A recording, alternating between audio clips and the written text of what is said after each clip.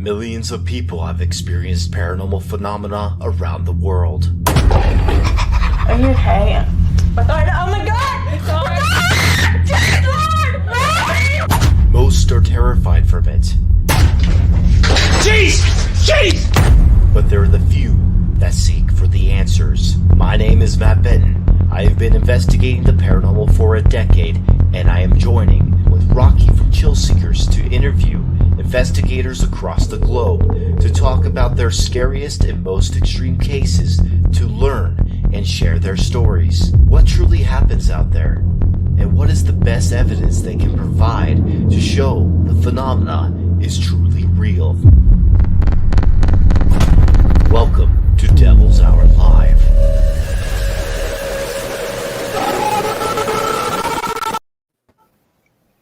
Hello, welcome to Devil's Hour Live. We got... It's an awesome intro. So right now we have... focus. Okay, there we go. We have Dwayne, Rocky, and the Matt Payne. Dwayne is part of my team. He's going to be reviewing your guys' comments throughout the show. Last time, at the very beginning, we had issues going to all the comments. So we have a guy to do that just for you. Thank you very much, Dwayne, for helping us out. And of course, no problem. And of course, we have Rocky. Hello there, Rocky. Hey, how's it going? I had a great birthday last couple days. I appreciate all the birthday wishes on my social media and all the tequila that was sent to me via mail and personally handed to me. So thank you very much. It's already gone. And also Matt Payne, thank you very much for coming on with us today. We have a lot to talk about. How are you doing today? Actually, tonight for you. Good, Matt. Good. Thank you for having me back. I've been on with you guys before. So, yeah, it's good to catch up. The last time it was like a few years ago, it was like 2017. It was ITC Talking Dead. This is the old show that we had. So, hello, Joe. Hello, everyone. It's been a bit. Lots of things have changed and lots of things have gone some other paths and everything. So it's pretty interesting. We're going to update on some things and also talk about. I got a microphone now. This is great, and I can do this. I can do it. And the production's a lot better than what ITC Talking Dead was.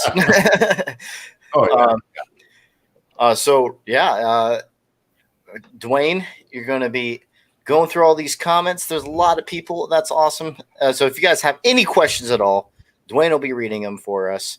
And if I start seeing some on the... Oh, it's on there's a private chat and there's a comment section. Don't go to the private chat. Go to the comments. They're all there right now. There's a lot of people commenting. Hi. Thank you, Christina. She said happy birthday. I appreciate it, Christina. MIC. Yes. Happy birthday, Rocky. And that was it. So, there we go. Thank you. Okay. Wait. I got your birthday present, by the way. Rocky, where's your red light? It was cooler when you had yours on. Was it? All right. Hold on. Let me. You even took a photo. Modify it over here. Alexa, can you turn this to a red light, please? Dun, dun. Red Alexa. Alexa, you're fired. Alexa's fired. It'd be funny, like if I just had to yell. If you didn't have headphones on, I could just say whatever I wanted and it'll play it. If you had it Alexa, on speakers. that's pink. Red Alexa. Dark red. Okay, I'll deal with the orange Alexa. That'll work. Thank you, Alexa. It's okay. Not much of a difference, though. Just like a little. Last time on the show, you had your other lights off, I think, is the thing. So it doesn't matter. Let's go in depth a little bit about Matt Payne. What got you into the paranormal, out of curiosity, Matt? Probably from a young age, I had an interest, but very skeptical. Mm-hmm. Mainly because it didn't make sense, especially what you see on the TV. So here in the UK, we had a TV show that probably hit mainstream TV early 2000. And a lot of what they was doing was questionable. It was not evidence to me. So moving on to probably 2006, myself and my wife purchased a ticket to go to a public event. With me, I took just a dictaphone. So that was the only piece of equipment. And the evening was based around dowsing, pendulums, table tipping. And again, none of that was convincing to me to make me believe. But in the last session of the evening, I asked if I could use my dictaphone, and I caught my first EVP. And from that point on, I've been hooked, just because I know 100% there was nobody near that dictaphone. As soon as I got that evidence, I've been working hard ever since just to try and better the communication and understand how that communication is happening. Interesting. Yeah, I think you sent me your very first EVP, actually. Did you? Oh, you did? Yeah, Okay. it's the one piece of evidence that I always go back to, just because sometimes, as you know, in this field, sometimes you get a little bit so many hours. You put all your time, finances into this. You spend hours and hours in investigations, and sometimes you come away with no evidence. And sometimes you need to go back and look back to what you've done in the past just to reignite that passion. And it doesn't always happen. You can go weeks without a good piece of evidence, but that one bit of evidence you do get every now and again keeps us going all the time.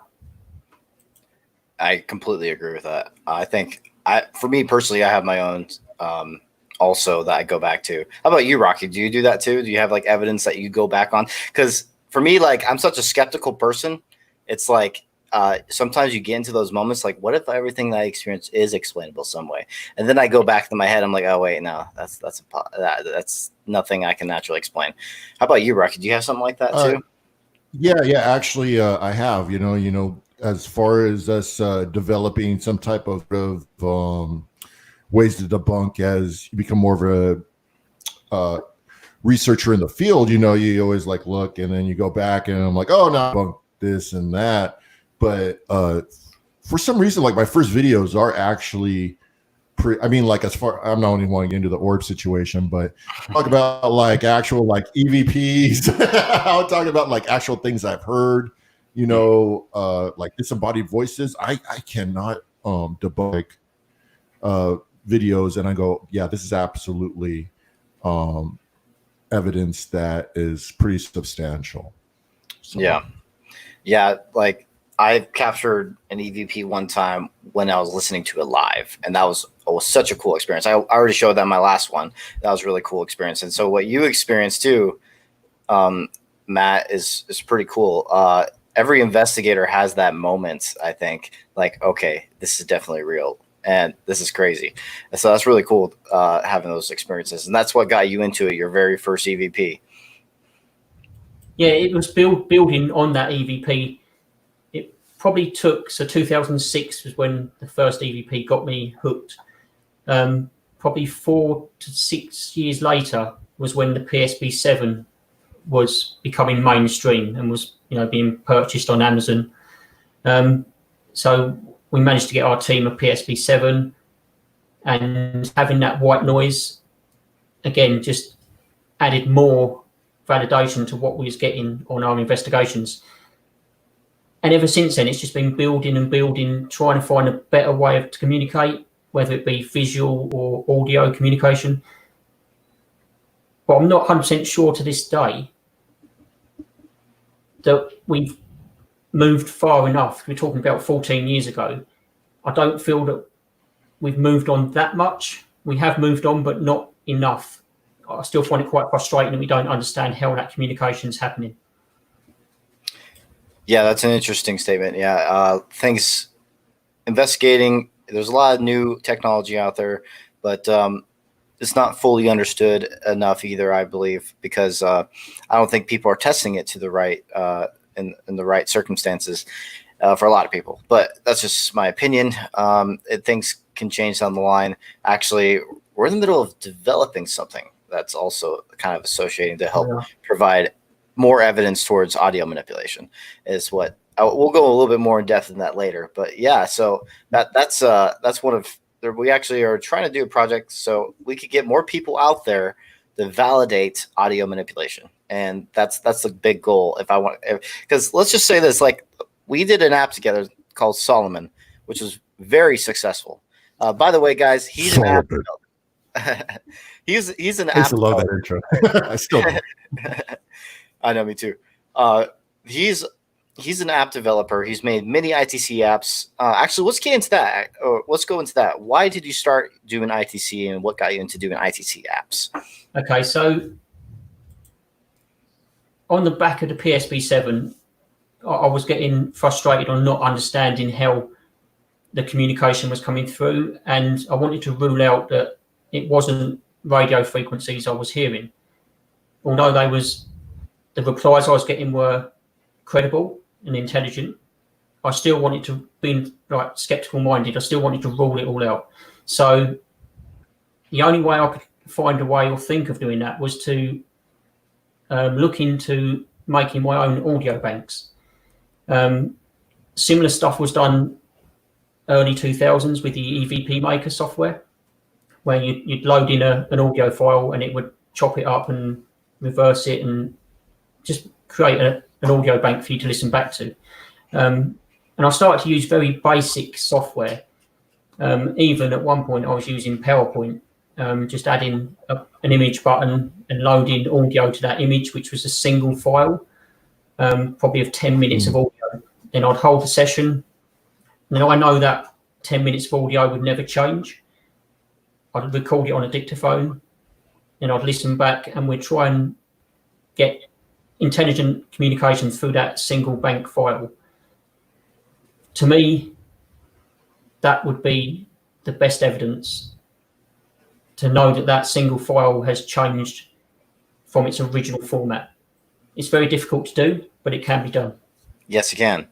And that's actually what Solomon was actually based off of. But the only issue with Solomon is it seemed like a lot of people weren't using it for that reason. They were using it for another good reason of ours. We were actually doing, I want to talk about this because when developing Solomon, Matt Payne and I had an idea of trying, I was always into the creepy vibes. That's what Devil's Hour Productions is about, making things creepier. This is just my style. I like dark. I like it here. Huh? I like it here. Yeah, you like it here.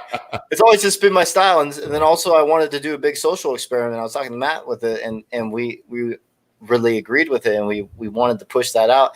And actually, Solomon became very successful. Over 10,000 downloads, was crazy. It's been on TV twice. Matt Payne's been on the ETV, right, with Nick Ruff, I believe. Lockdown with the video feedback loop box that Nick had. Yeah, so you've been very successful when it comes to ITC apps, and thank you very much for helping me with that app and coming to fruition, coming into reality, which is really cool to have a partner like that. So especially someone with your experience with them. Thank you, Luke. He says he loves the Solomon app, by the way, and Luke is part of our team, Paranormal Shadows. Oh, okay. Yeah. And he loves Solomon. It's his go-to app. Oh, that's awesome. Much like yourself, he likes the darker side of the banks. Yes, that's definitely his go-to. Yeah, we added a single file audio that was very creepy. And what our idea with the whole social experiment was to see if we could add a very creepy style to it, and also kind of in the threshold of probably other people's religion. And so these other people's beliefs of towards this app, and maybe that would affect actual activity, maybe because a lot of people believe that fear is an aspect in paranormal activity happening. and the kind of energy you give off. And so we were trying to do a big mass experiment, and over 10,000 people have used this app, it seems like. So I've already seen videos. One of them was on TV of like a door being shut when they're playing the Lord's Prayer forwards and backwards. That's, if you guys didn't know what it was, that's what we added as the audio file. And it creeps out so many people. I've seen on like bigger YouTube channels, and like the main part of the comment section was about the Solomon app. Them telling, it was on Proving Demons even. And it was funny because in the comments, everyone was commenting about the Solomon app, about how creepy it was. And I thought that was hilarious. And then the reviews on it too, everyone's saying how creepy it is. And I love that. That's what I was going for when I was trying to get the audio file and find something that was very creepy. And now we're doing another one. The purpose of that single file audio was just for that creep factor, but also a single file audio that cannot be manipulated. It should not be manipulated. And if it does get manipulated, that's very intriguing. And you're providing evidence towards audio manipulation. Hello, Billy is in the chat. We have Ron. We have a lot of people here. I want to get Dwayne in here real quick. Dwayne. It's like, nah, I liked it better. I liked being in the shadows. Yeah, we nicknamed the Shadow Man because of him, and we'll go in. Actually, it's kind of controversial. We won't really go into that, but so we won't go into that. But we got so basically, we were actually we gave him the nickname the Shadow Man for reasons though. But anyway, so was there any questions at all throughout the chat so far? No questions, really. Just that I'm seeing. Okay, well, amongst each other about the Solomon app. Joe was saying I use the app only to creep out others. I know, right? That's what I like using the app for too. I like using it for that exact reason too. And it's gone successful, I think, mainly for that reason too. Is the creep factor. I think a lot of people got it or downloaded it because of that creep factor. And this next one that we're working on, for a lot of people, this is going to be a reveal to a lot of people because I don't think too many people go actually search on my website. So this is actually a bigger reveal, but a website? Yeah, it's paranormalresearchunit.com. Okay. But anyway, like let me write that down. Let's hold on a second. Let's take this out because blocking Matt Payne a little bit. But this is the app, guys, that is currently in development, and I designed the background and see what you guys think of it. It's called Cynthia ITC. This is the design of the background. So there's a lot to this one, and this is Cynthia is Latin for science and knowledge. And so Matt Payne and I have some ideas that we want to incorporate into this app that's purely scientific all the way through, and you're able to back up everything for audio manipulation. And so that's what this app is going to be about. It's more of a scientific standpoint for ITC research, and I can't wait until this one's out. I already sent everything to Matt Payne, and we're just he's going to be putting it together because he's the app designer. He's amazing at what he does. He's the best there is, in my opinion, for ITC. And what do you think of this, of what's going on with this one, Matt? What do you think about this? It's the concept alone is it's interesting. It's going to, well, we spoke about this last time we done Solomon, and it's teaching people to validate their communication against the audio. Most people just tend to take what they hear, present it as evidence, and let people accept that as it is. But we want to see people take that file, the single file, and then show us the timestamp on that file and where the communication come in and the differences between the two. That is the goal for communication. It has been the goal for many years. It's just getting people to do that and present the evidence that way. Yes, exactly. And that's what this is app is going to be mainly meant for, is providing evidence towards audio manipulation. And also I'm bringing back the frequency thing because I love using the frequencies and buildings with a good. I'm not sure if I was matrixing, but I thought I saw some type of shadow looking thing on the display. I wasn't sure if on whose supposed screen? to be there. On whose screen? You talking about mine? I have a shadow. No, on the Scientia ITC. There's I don't know if I saw. Here, look. Let me get that back. Centipede ITC or yeah. See, I'm not sure if I'm matrixing, but it looks like there's something there. Oh yeah, right here. Oh no, maybe right here. Yeah, that's called pareidolia for up here. For up in this area, but this one's not. This is meant to be there. Okay. Okay. I wasn't certain. So, but anyway, yeah. So like, one other thing about like the Solomon app, a lot of people were using the bank and IP sweep, but the issue with it is randomized, and you cannot back up any audio manipulations. So I actually want to go away from that this time. I will have a bank, sort of say. It's more of a single file audio bank, though. It's a single file audio in a bank format. So it's not going to ever change. It's going to be the same every single time. And 5-minute time frame is what our goal is. It's 5-minute time frame, and see if you could get manipulation of audio through it.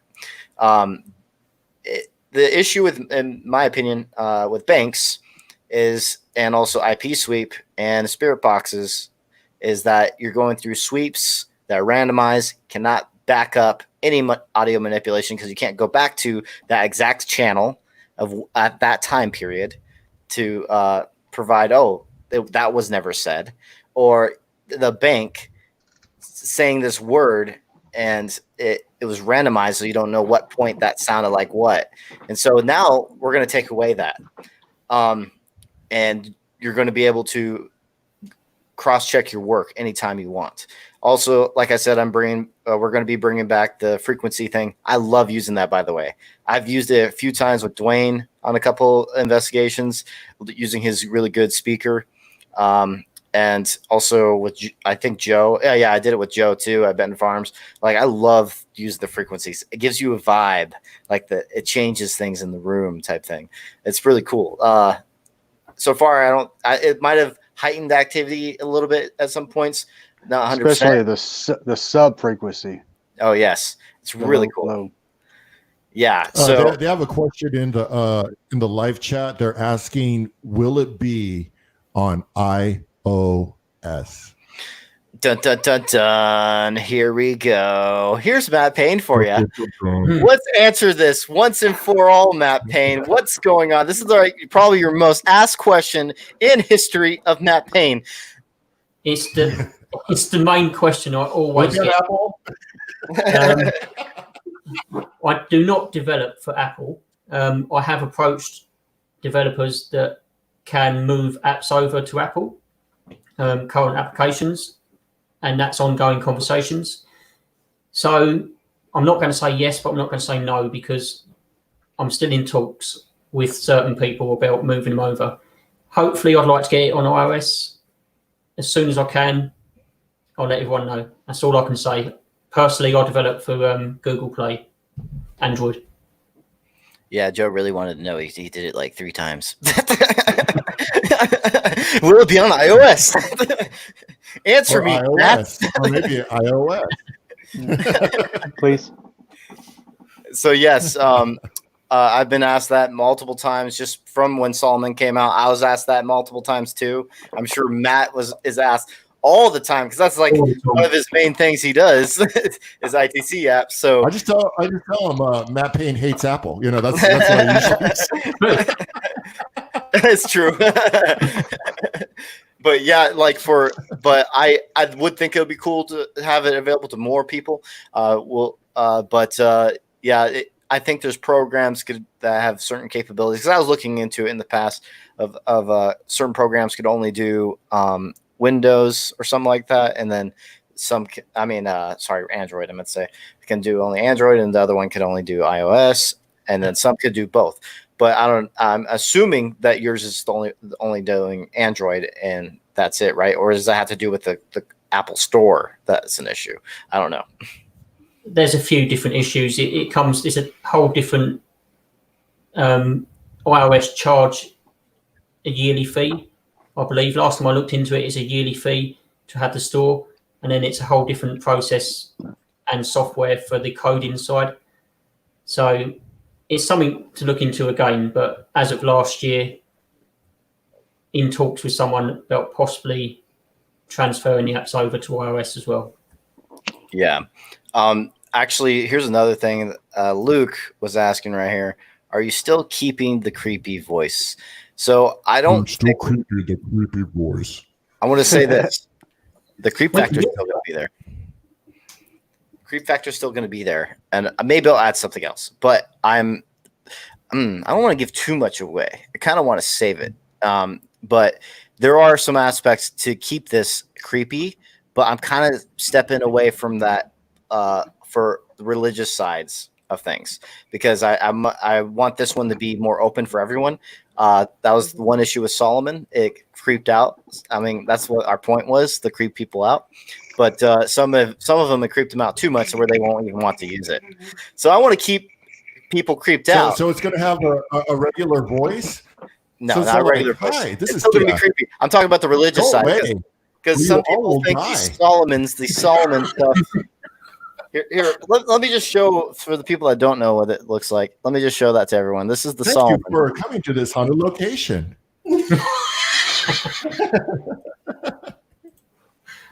This is what the Solomon app looks like currently.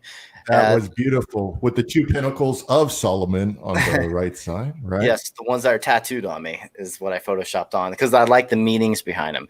This one is the fifth pentacle of Mercury, which is the meaning behind that is wisdom, knowledge, and finding the secrets of the world type thing. And then the one on the bottom is the fourth. Oh, sorry, I got it mixed up. Fourth pentacle of Mercury and then fifth pentacle of Mars. Sorry about that. I got that mixed up. Fifth pentacle of Mars is actually. So for the history of Solomon, I've been brushing up. Didn't he used to use like a human skin to write on the? No, I'm being serious. I was reading about this. He used to use like human skin, and then he would draw the pinnacles on, and then like each had a different meaning. Like one would raise demons to like help with his build his temples, and one was for protection against his to help with his riches. Like, don't these two have certain meanings? Well, yeah, these ones have meanings of the fifth pentacle of Mars is actually supposed to give you the control over all demons, and they obey you is what that one represents. And so I like that's an important meaning of wisdom and knowledge one, and also the also I consider that one kind of like a protection symbol in a way. I thought it was interesting, and so I made this one as creepy as possible. I wish I could play the audio on here, but I probably do have it in here, but yeah, I use the Lord's Prayer backwards and forwards. And what inspired me to do that was on Chad Kalick's film, American Ghost Hunter. And I thought it sounded cool and creepy. I was like, oh, I want this in mine. So I added that, but it was a different voice. And I really like it. It's creeped out a lot of people, and that was the main goal. And it's actually second main goal. So, yeah. Now, but for the next app, we're getting rid of the regular bank, and we're getting rid of IP Sweep because you can't validate. Next app is going to be all about validation. Also, Matt Payne helped with Rocky's app too. This is Rocky's app. Banshee. Yep, this is his app. It's all these are available right now, except for Cynthia ITC. That one's coming out later in the future. But all the others are available right now on Google Play Store.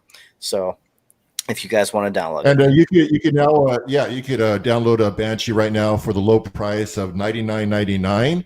All proceeds will go to this Rocky's birthday and this coronavirus quarantine, and we'll make donations of bottles to tequila for all those that participate. And I will send you an autographed picture of myself drinking if you do purchase this app. Thank you. Man, no, they're free, guys. They're free. Go download it. Yeah, I was going to say, I thought it was free. It is free. He's just messing. Mine, it is. We didn't discuss this. I guess he updated it. Okay. I'll buy my own damn tequila. God damn. Well, yeah. So basically, you're also. I wish I downloaded these. Actually, you actually have 2 other apps available, Matt Payne. Would you like to go into that a bit? The 2 apps from this year. I've got 2 new apps that are out, released January of this year. It's probably easier if I could just show you.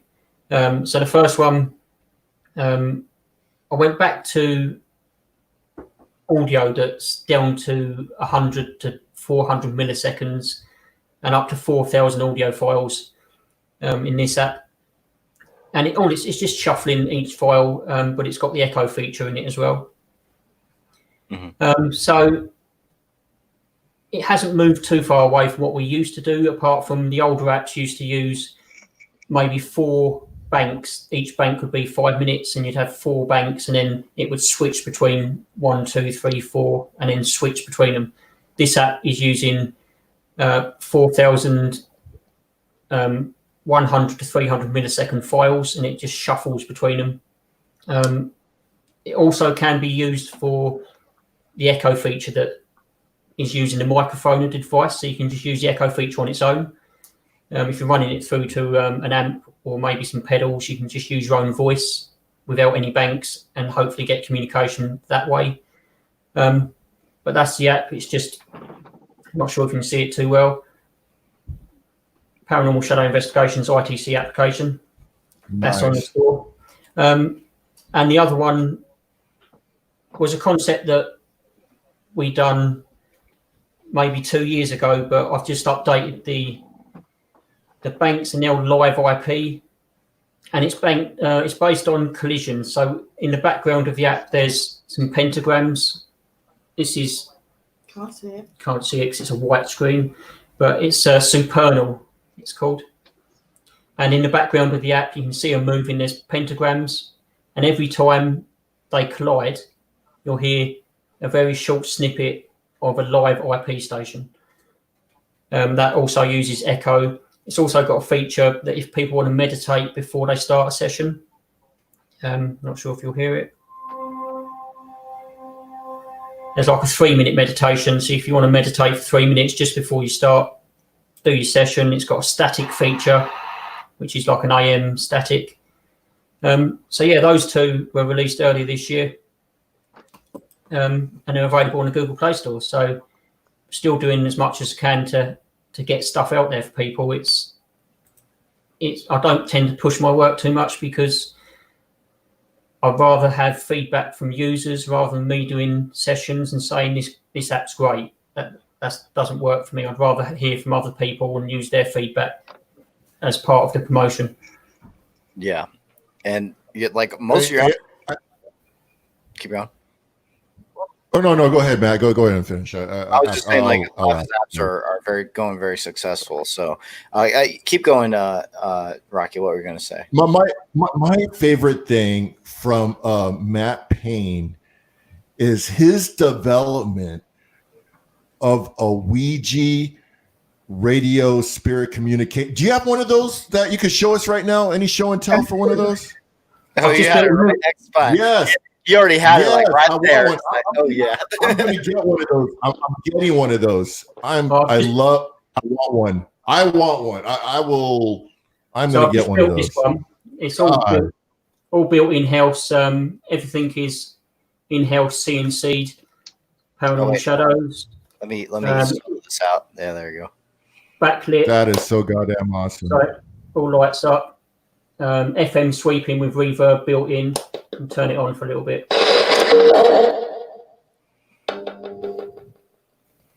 amazing. It's amazing. It's Yeah. amazing. Yes, it is. So, yeah, so that's the latest build. I built that about 4 weeks ago. That's Good. cool. I'll give you the shipping address, and then you can just throw it in a box. That's pretty sweet. That thing is awesome. Here, guys, I want to do this for you real quick. For the people that don't have the app here, this is what it sounds like real quick for the Solomon Lord's Prayer thing. Solomon. Is that Rocky? No, that was actually the app. Solomon app. Here we go, guys. Rocky what it keeps sounds on doing the Solomon.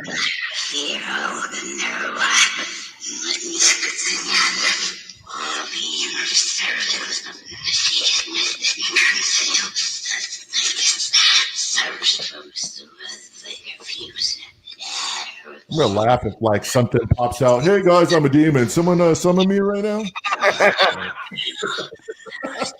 So you guys get the idea. Pretty cool. I love it. It's awesome. Next one, I need to add some just as creepy, but kind of away from the religious stuff. So is what my goal is for the next one. But yeah, I want to make the other one creepy too, guys. So don't worry. Yeah, that box is cool, guys. Here, let me take myself off. Okay, there we go. Someone said, "Well, that's gonna keep me awake for the rest of the night." Yes. That's the feeling I want to give people. Creep them the hell out. That's things are going to always stay creepy in my format because it's just my style. And then the next app, we're going to keep that, guys. But the next one's going to be cool because it's more a scientific route the whole way through. Does anyone have any questions at all that wants to ask Matt Payne or Dwayne? Did you see any? I just been sitting here drinking my coffee, man. Are those Ouija spirit boxes for sale, or that's just something personally that you make, Matt? Again, it's a very common question. I normally build everything I build. I get quite attached to it, so I spent 3 days building that. From the day that I started to cut all the wood on the CNC, I burnt all the wood in the garden, and I never start a project knowing the outcome. I always start, like the VFL box was a great example of that. I bought the 1950s radio cabinet from eBay, ripped the internals out, had no idea what I was going to do with that, and then it became the VFL probably 6 months later. The Ouija box, again, it could be built and sold. I could personalise it with team names if they wished, because I can change all that in the vectors on my CNC. So yeah, it could be sold, but I wouldn't build 10. I'd build 1 or 2. And then I'd move on to the next project. I don't tend to do batches of anything. I like to do 2 or 3. The original Ouija box that I built in 2015, which was 3 times the size of that, I sold. It went over to Arizona to Steve, and I've only sold 2 Who's boxes. Steve Huff. Shout out to Steve Up. I'm just messing, man. And yeah, I've only ever sold maybe 3 spirit boxes. I'm hearing someone vaping or something. Yeah, sorry. Not me. Oh, I thought it was you. Matt. Now that sounded like demonic vaping. So we gotta put a cloud in there. Put a cloud. We'll call it a wisp of ghost. Surround Matt Payne in fogginess.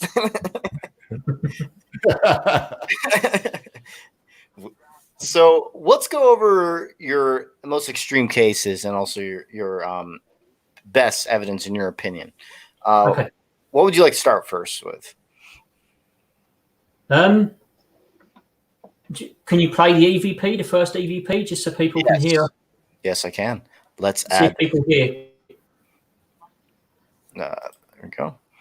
Okay, so this is the first one right here, guys. Okay, so we're going to play it.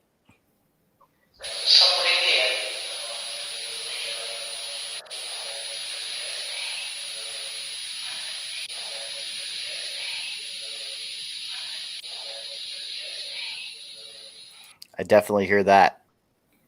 Yeah, so Sounds like it says hey. Yeah, I hear or hey something? too. I hear hey. Yep. What do you So- hear? I hear yeah, the story behind that was it was the end of the event, and there was probably 20 to 30 people. Oh crap! They come on this event. They took us to a room, put us in a circle. We all, the usual seance type, hold hands. And the guy running the event was asking the questions, which is the voice you hear at the start of the recording. My dictaphone was in the center of the circle, so it's probably at least 10 foot away from any person. So when I listened back, when I got home, it was so interesting to me that I had a voice there that was a whisper.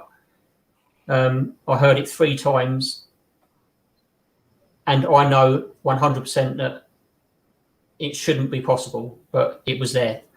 So Yeah, that was clear. That was definitely clear. One thing that Tracy just said, that's no vape. That's Rocky's Tacos fighting back.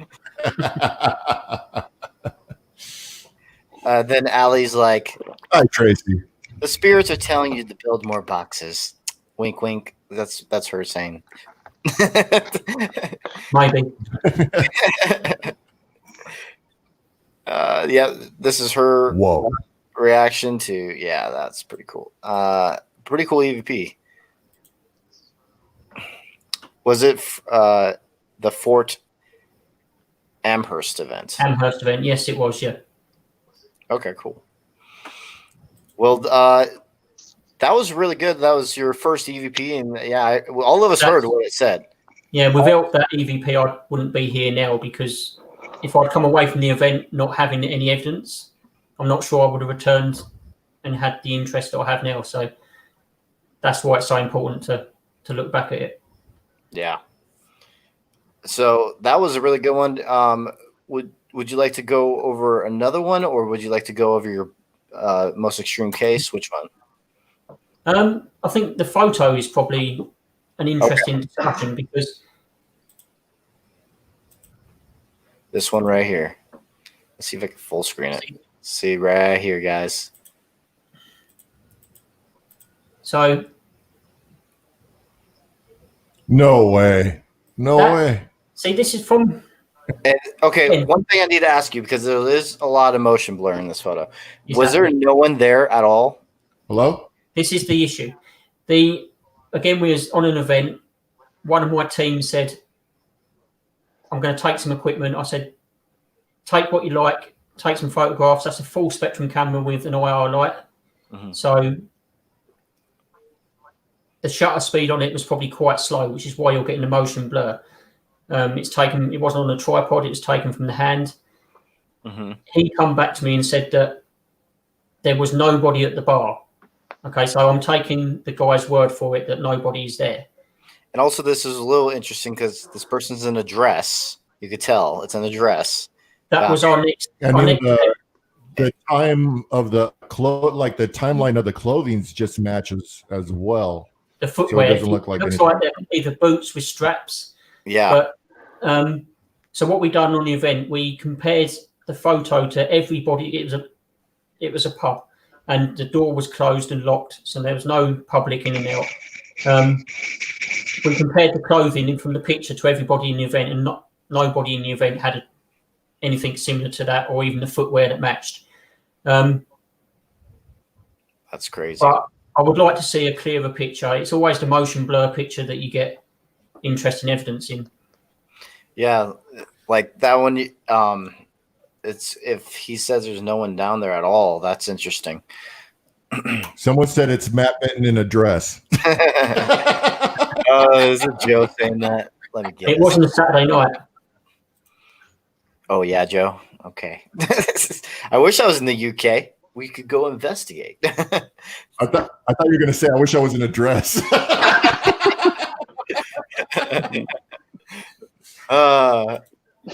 And Silence of the Lambs, huh? All right. or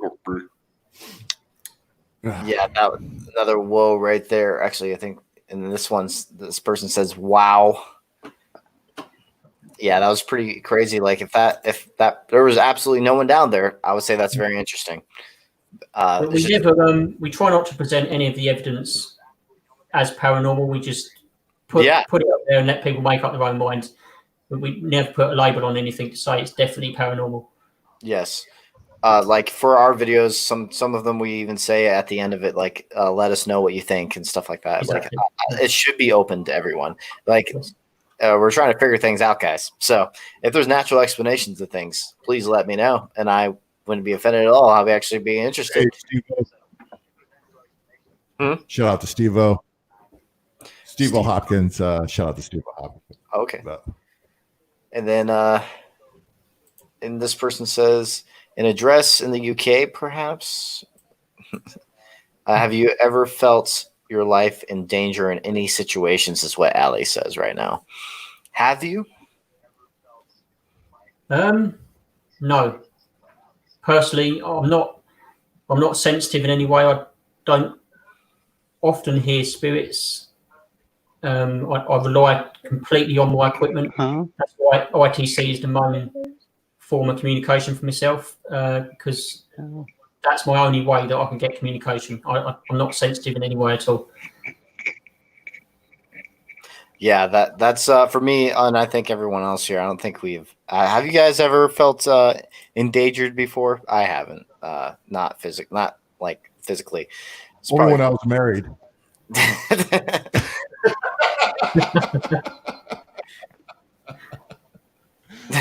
Other than that, no.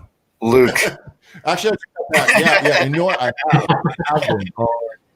When I was at the Wash Show Club, when that thing, whatever it was, taking me over, like, yeah, I actually started freaking out. Like, I had to get out of the location because I was like, I can't be here. So I would say that'd be like one of the times. And then another time would be, well, I don't know, release the any of the, because we're putting together a video of this other experience that I had. But yeah, I have. And it's not a good feeling. Interesting. How about you, Dwayne? Anything? What do you want to know? Like anything towards that question? Like, wait, what? Which one? Where? Yeah, this one. Have you ever felt your life in danger in any situations in the paranormal? Myself? No. Yeah, me either. I've had interesting experiences, and also something that happened at the Conjuring house, which you will know in the trailer tomorrow. A little bit, not complete detail, obviously. It's a trailer. But yes, I've had things happen to where I got oppressed and other things, but I'm not going to go into detail right now. But yeah, I've had, but never felt like my life was in danger. So. Have you had anything ever follow you home, is what Celia says. From a haunted location? Yeah. Yes. Oh, yeah.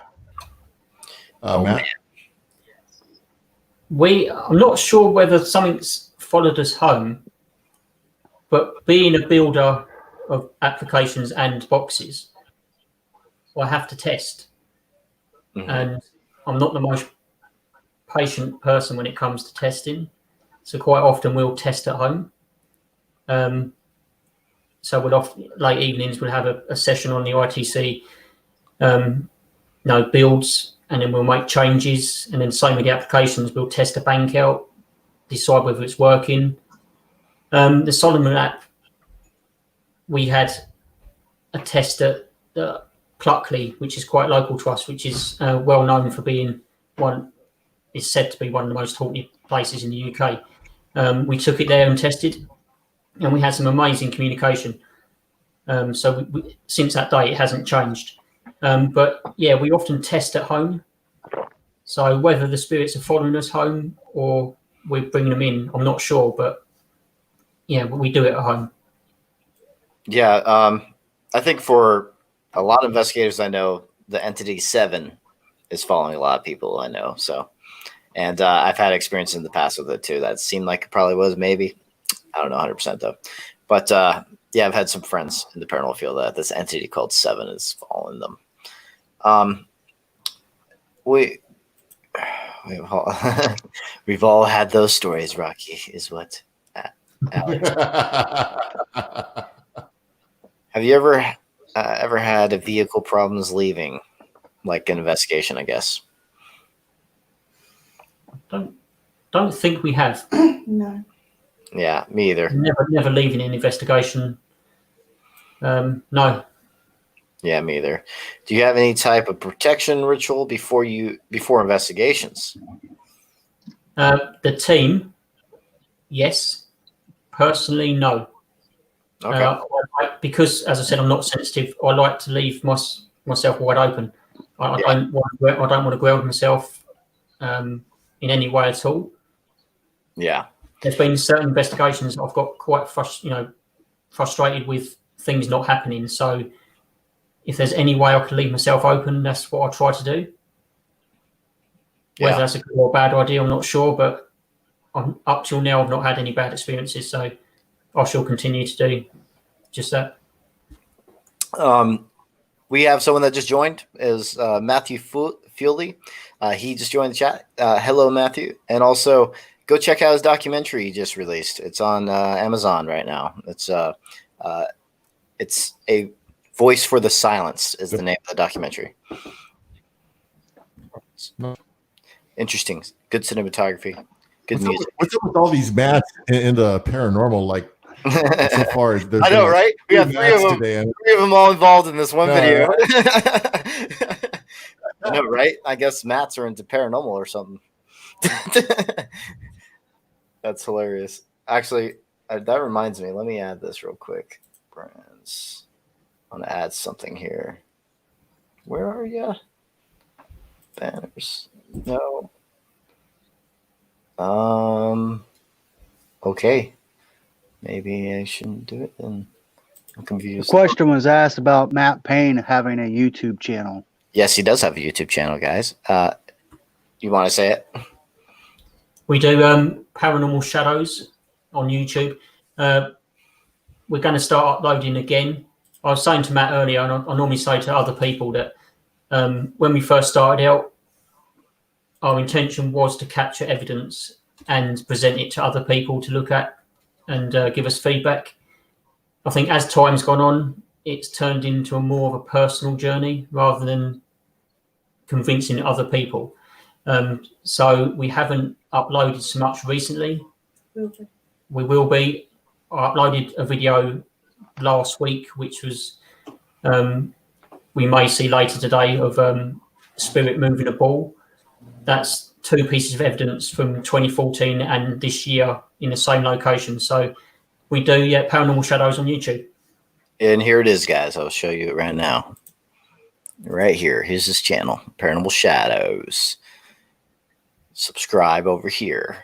Already subscribed. Push that notification button to all. Paranormal Shadows Investigations. Subscribe and like. Matt. Okay, so let's go through the comments again. Yes, it is under Paranormal Shadows. Okay, and then you're very welcome, Matthew. Facebook as well. Yes, they have a Facebook page too. Go follow that. Summer. I think he's talking about the documentary, guys. Speaking of documentary, here you go.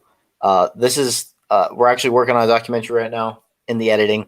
Trailer's being released tomorrow, 8 p.m. Eastern Standard Time, premiering on my channel first, and then it's going to be uploaded everywhere else. And then there's right here is the poster for the movie. Oh, wait, let me get rid of that comment. So, yeah, this is the poster, guys. And this is the house, the real Conjuring house. We did an investigation there for 2 days. And let's just say the place lives up to the hype.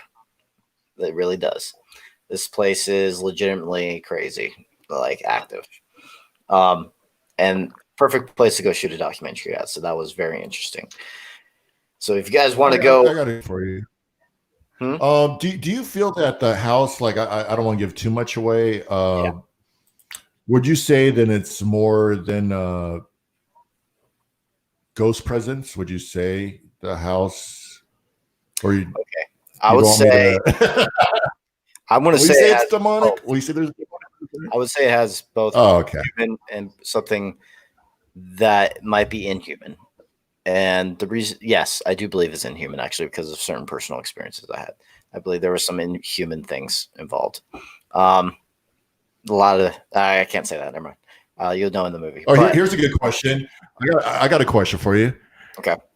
Has any of the cast since then had any type of more paranormal experiences in their homes, or anything happened to them after the visit to the Conjuring?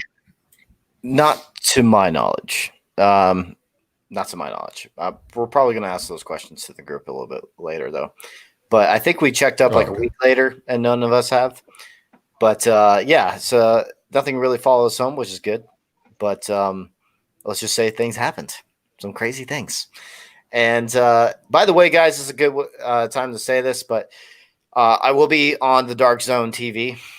That's being a live stream at the Conjuring House. Some producers got a hold of me, and I will be on it for May 10th through May. Sorry, not May 10th. But yes, May 10th. Yeah, May 10th at 7 p.m. Eastern Standard Time. I'll be on it for 1 hour. So if you guys are interested, go subscribe on their website, and you can watch the whole 7 days if you want of the live stream of the Conjuring House, a full week at the Conjuring House. So any activity that happens live, people will be able to see it. There's already thousands of people that subscribed and are going to be watching. So if you guys want to join and also join in on the chat with Jennifer, me, and the family, just you guys can go do that and go subscribe. And it's going to be interesting. It's pretty cool to be a part of something like this. Like I never heard of a live stream that lasted 7 days in a big format like this. So that's pretty cool. And I'm pretty thankful that the producers got a hold of me for that. So that's really cool. So yeah, guys, if you guys want to see the documentary, go subscribe to Devil's Hour Productions for the trailer, and also be on our Facebook page on Devil's Hour Productions. There will also be a trailer for that over there too. And then also to the other YouTubers involved, Joe Vitale from Truth Paranormal, Entity 7 Films, and then Eric, who's also involved, Eric Connor, he's from Epic Paranormal, and Billy from PSPR Paranormal Pursuit. Go subscribe to all their channels, and the trailers will be on their YouTube channels too. So post a link. Okay. Oh, to this, which one? Let me do that real quick. I want to do that real quick for you guys. The Dark Zone. I just saw something in the background. Payne's camera. I don't know what it was. It passed by like this. It looked like a shadow. It did. There you guys go. You guys should go there, follow that, go click on that website link. You guys can subscribe for The Conjuring. Yeah, it's going to be interesting. I don't know what to expect, to be honest, because I just know that I'm going to be explaining some of the experiences there a little bit. And yeah, so I'll go check it out if I were you. If anyone else has any questions, please just comment in the side. Let's go over some more of your evidence, Matt, because you sent me some more. What would be another one you like to show right now? Maybe the ball, because that was the first piece of video evidence that we caught. Okay. That'll be this one. A cat. Yes. Okay, guys, here it is. This is the ball. You want me to skip through it all, or you want me to play it all the way through? Skip through to the actual video. Okay. Yeah, leave it. Start from there. Okay, so this is where the K2 meter is. There's three balls right here. Okay. This was the story of it. the lady that owns this building contacted us and said, "Can you come and help out? We've got some activity. We've got staff members that are scared. There's poltergeist activity. Things are moving." So we went in on a few occasions, and we knew that there was definitely intelligent, communication to be had. So on this occasion, we set up CCTV. It was early evening. You see from the curtains in the background that it's still, dusk. There's light outside, and we'd only just set up. We wasn't really investigating. The ladies in the shop were just getting the energy going in the room. We walked in the room and they said that, we've had a ball move. And I straight away said, hopefully the cameras have caught that. And we was pleased to see that obviously it did, but in an ideal world, the camera would have been closer, but as always, it's never perfect. So 6 years later this year, we revisited the same location and the team conducted exactly the same experiment with the ball. Luke, who's in the chat, was there. And they asked for the ball to move, and within seconds, the ball moved again. So it's credible. I'm going to play it, and I already seen it. It's very interesting, guys. Check this out.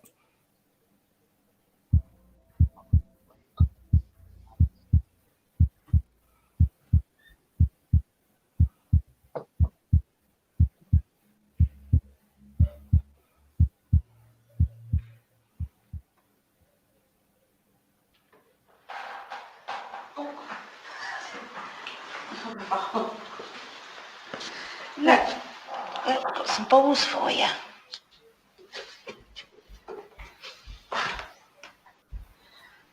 Would you like to play with these little balls? Which one? Which one? Oh my God. Thank you. Wow. Thank you, sweetheart. Could you do it again for us? Which one? Oh my God. Thank you. Spirit, come forward and move that ball for us, please. Whoa. Oh, that just moved. Yeah, it definitely did.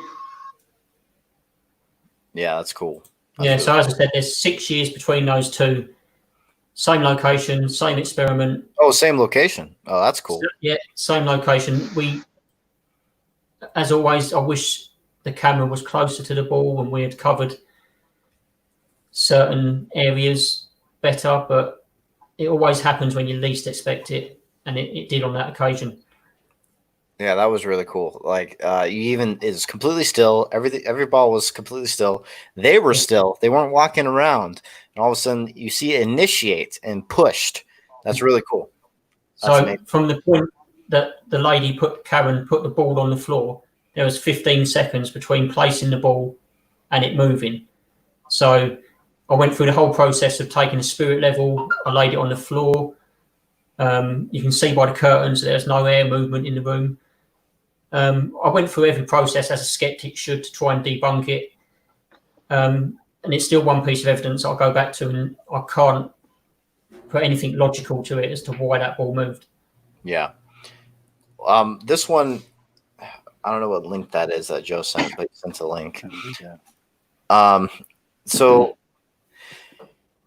I was sitting at, some people were saying that they saw it live. Was that live at the time? The one from this year was, yes. Oh, okay. That's cool. Captured on live. The one from this year was a live stream on Facebook. Luke, who's in the chat, was part of that investigation at the time. Yeah. And that made it even better because having a live audience watching as well just adds credibility to it. Oh, yes, it does. Yes, it does. He said that before we had the ball moving, the sensors constantly went off. What equipment were you using prior before all this started going? So on that occasion, I wasn't on that. I was on the location, but I wasn't on that part of the investigation. Luke and David, our other team members, set up motion sensors and placed the ball between the sensors. They was getting motion sensors. Okay. Yeah, motion sensors were going off, and then the ball moved when they asked. So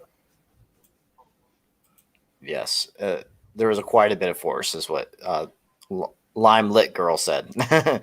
So yeah, I agree with that. There was force to that. Definitely force to that. So what's another thing you want to show? That's interesting. Like, I love doing this, guys. My favorite part about paranormal is seeing the evidence. And the show, we try and do that. So what's another one? I would like. I want to. I want another show and tell. Do you got the video box that you got? The one they called the cell phone to the spirit communication. That Nick that they said on VFL. Yeah, I think this one right here. Yeah, I'll send a clip over. Yeah, you did. I think it's the first one. Yep. Yeah, this was VFL box on Paranormal Lockdown. I'll play this. It's clear that something. Do you want to say anything before we start it, or do you want just to start it? Yeah, I would say if he could give like a description of how the box works, so that way it would. Yeah. Okay. So I briefly said earlier that it's a 1950s Marconi radio enclosure, which was in a bad state when I purchased. None of the original internals worked, so I had quite a large box to convert into something, and at the time I didn't know what. I have a lot of things that like most guys, I had a box of stuff that I'd kept just in case one day I might need it. In that box I had a 5.5-inch camping television. It's probably from the 1990s maybe. I wanted to include that into the box. So initial idea was the TV would have a static screen, and then I'd feed the audio, because I wanted a built-in spirit box to the unit as well. I would feed the audio into the TV, so if anything come through, it would change the static picture. As time went on, I added to it. I added a wireless camera, which, I don't know if people know the video feedback loop method. You point a camera at a TV screen, and you get an infinite loop. Okay, and then it's a theory from the 1980s that Klaus Schreiber used to use, and you'd get images of spirit come up on the screen. So I had a wireless CCTV set up built into the box. The camera was facing the screen, so you get this infinite loop. Also, I built a reverb unit inside, which was a spring onto a speaker, a built-in spirit box. So it's all in one unit, completely portable as well. I'd done a few videos with it, presented some evidence. I was contacted by one of the crew of Paranormal Lockdown and said, we'd like to use your box. I had a Skype call with them just to confirm they were who they said, because I had emails all the time, people saying, can we use your box? And I was a little bit reluctant. Just send that right over here real quick. Sure. We need that real quick.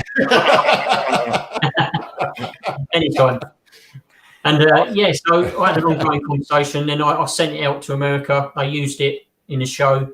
I was lucky enough to meet up with Nick and Katrina and Elizabeth as well when they brought it back to the UK, because they were filming in the UK. So the video you're about to see is the VFL box on one of the episodes.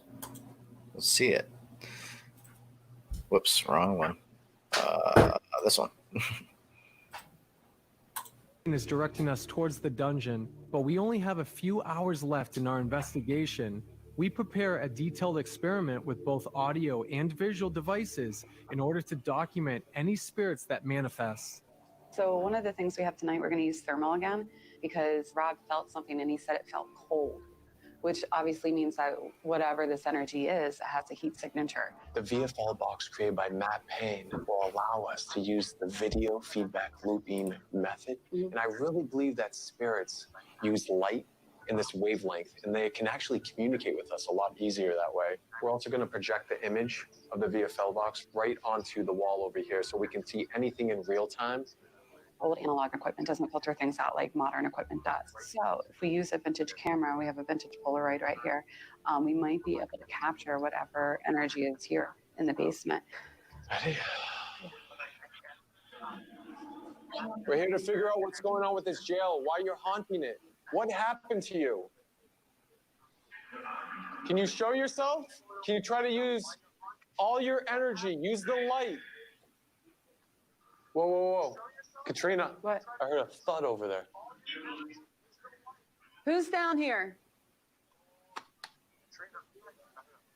What was that? What's wrong? What? Holy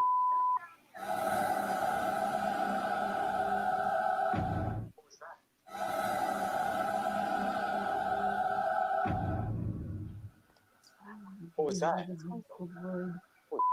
What? I think I just saw something here on the projector. I saw some figure kind of come up really quick and go away. Was on the projector? Yeah, it came through the VFL box.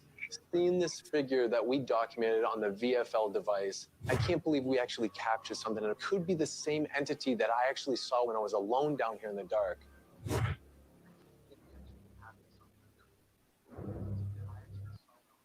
Okay, so there's something I found interesting about this one right here. Let me go back a little bit. Okay, so see the black where the VFL is showing this? It's all black right here. You keep playing it, this mass goes past the black. It goes over here. I was alone down here in the dark. See, it goes up here a little bit. I don't know if that's just the pixelation of the video, but I thought that was interesting. So it could just be the pixelation doing that. But I don't know if that's just the pixelation of the video, but I thought that was interesting. So it could just be the pixelation. But hello? Hello?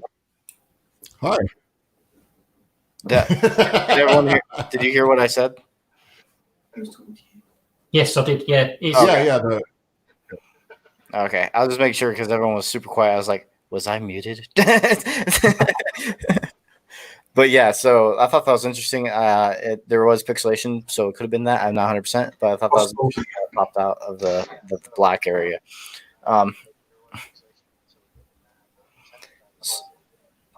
So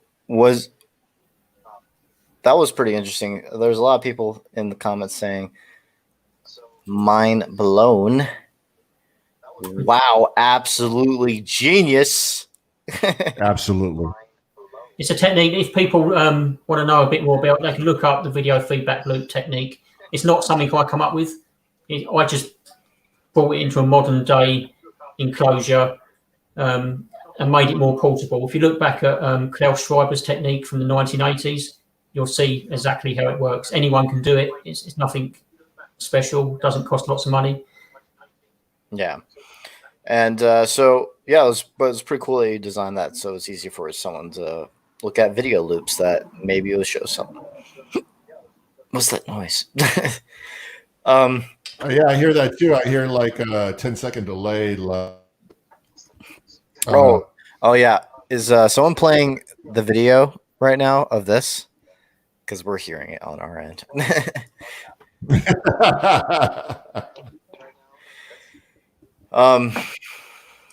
How can people deny evidence is there? Love it. Agree. There is evidence out there that I find very intriguing. If you guys have any questions at all, you shoot them in the comment section, and then we'll go ahead and we got Matt Payne right now here with us. Yeah. So, any questions towards Matt Payne? We're Yeah. here to answer them. He's here to answer them. And if you have any questions for Dwayne or Rocky, don't care about me, so don't worry. Yeah.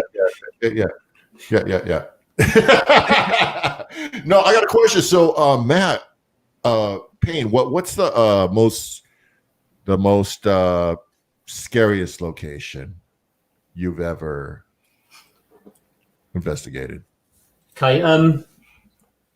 When we started to investigate with the public, it wasn't paid events. We used to take people who had an interest along with us. So we didn't pay locations to use. So we used to use derelicts. And probably the best one for us, we used to have an old mental asylum, and it was an empty building. It was a huge site that used to have farms. It was used in World War II for a hospital. And the layout of the building was still, you can still imagine how it was, because there was lighting on the wall. The wards were still laid out as a hospital would be today. But it was trashed. It was a mess. But the energy in the building was something else.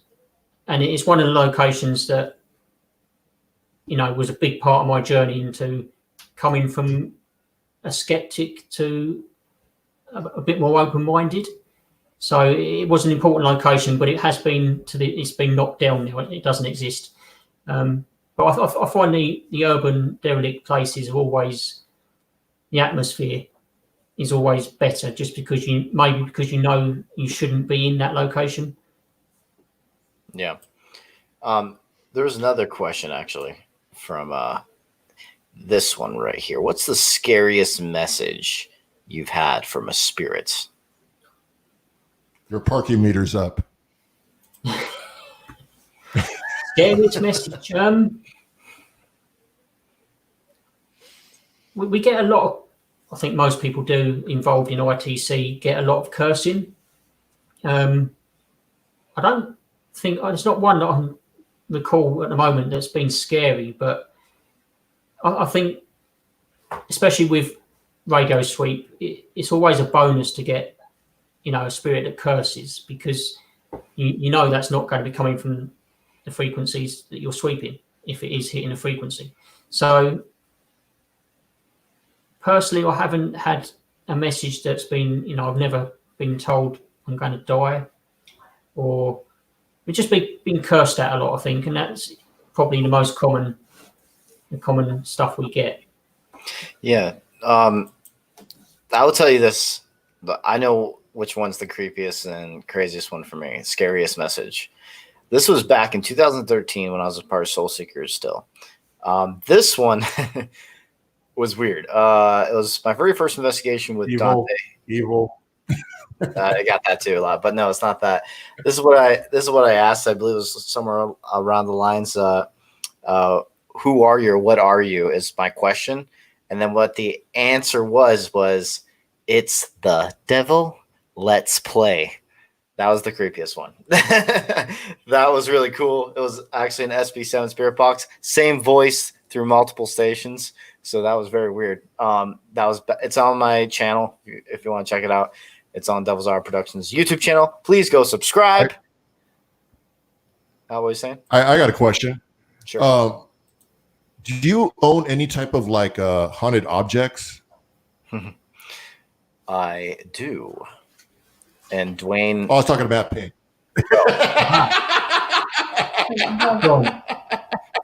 Even better. Yeah, we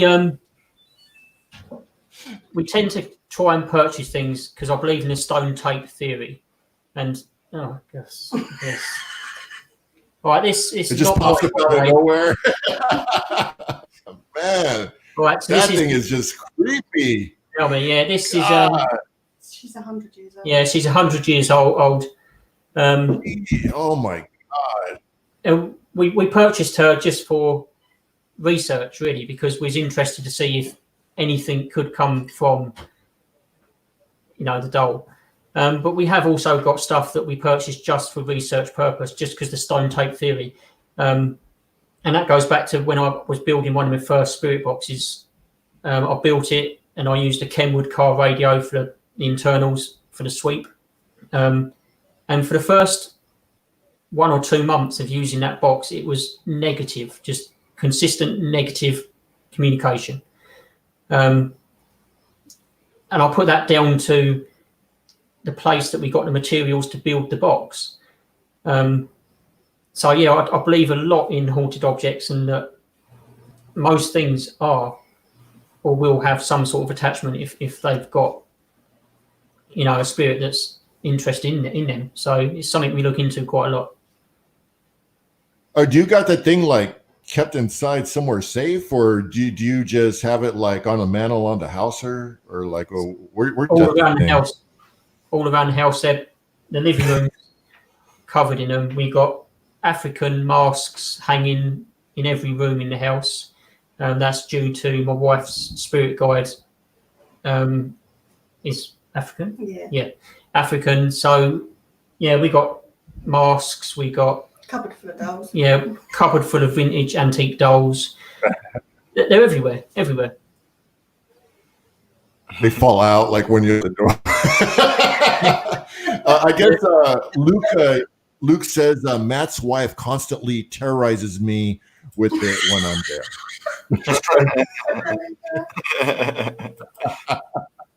That's funny.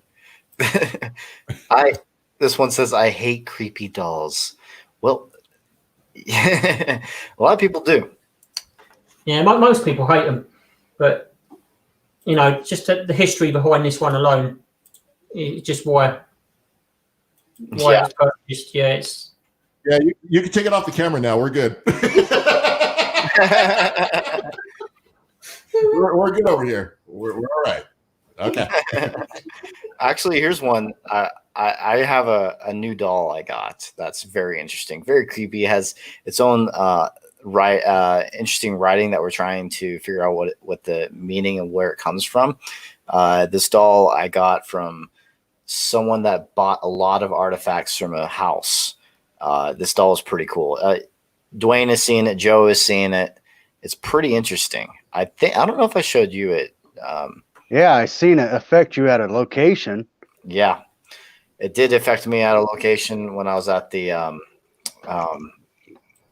Post-town. Yeah, Post-town Elementary. I was at Post-town Elementary. I had a personal experience where it was making me aggravated. It was weird. I never had this happen with an object before. That was the first time.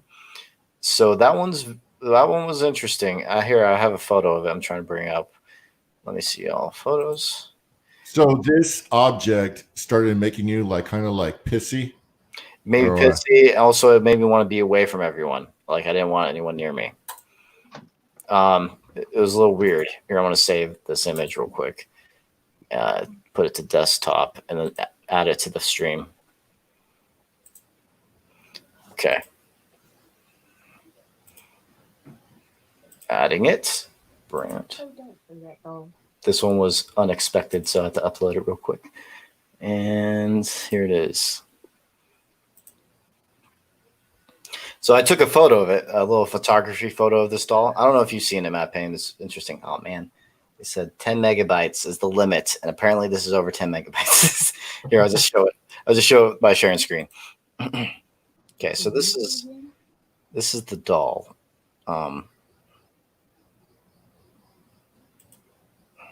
Sorry, I was in the middle of editing the documentary.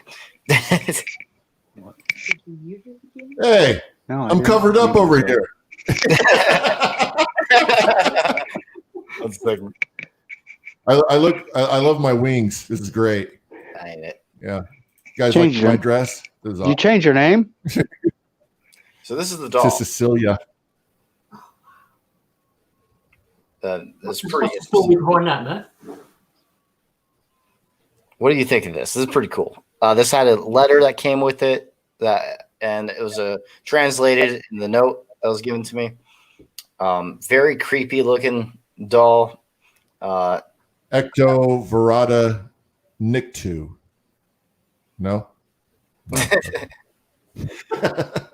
But yeah, this doll was. What did the letter say? I don't. What's that red stuff at the bottom too? It looks like wax on the bottom of this right here. So it's like a divot box. Yeah, like a divot box. But this one was very intriguing and actually affected me at one location. And actually, when Joe saw this doll, he actually got the chills and the weird vibes off of it. Also, Tanya had weird vibes off of it. Kind of looks like a Nordic symbol from the center. That's interesting that you say that, actually, because the closest thing I found towards it was a Vikings symbols, actually, very close. Yeah. I found to him, so that's very interesting that you mentioned that. Yes. So yeah, that's pretty interesting. What's artifact. creepy about it having real hair in that ring around its neck for like a collar. Yeah. It's an interesting one, guys. I like it. I like it a lot. I like creepy things, but it did things to me though. That's the thing I was not a big fan in. Not interesting. Luke is like, I'll happily take that doll off your hands.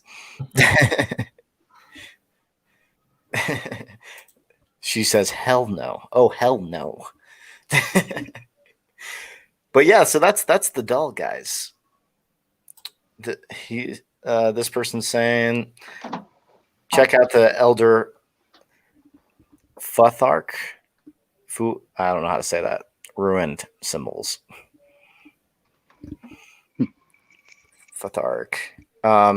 And here, you want to show another piece of evidence? Yeah, I was going to say rooms, because I have rooms. I think that's all the evidence I've sent you now. Let me see. There's a Solomon one that you had.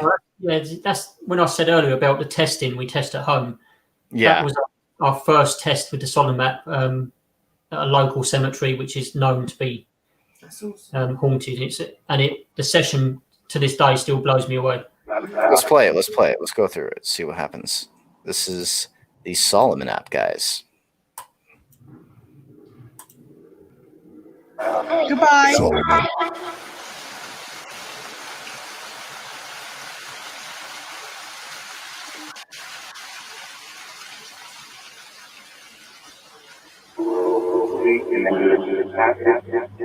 Can you tell me your name?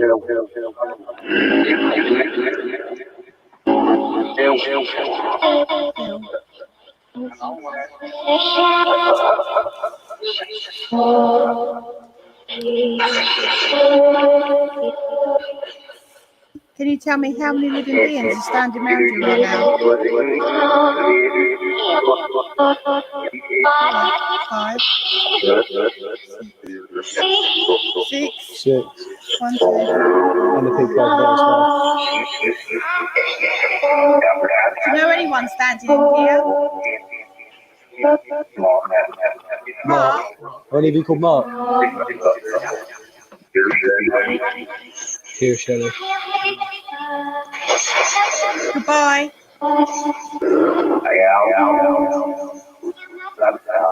Goodbye. Goodbye.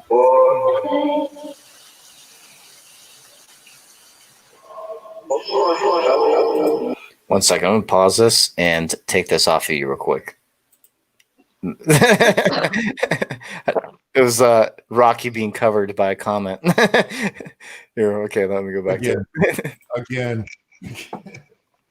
Wonder when you was going to take it off there. Please leave. What's your name?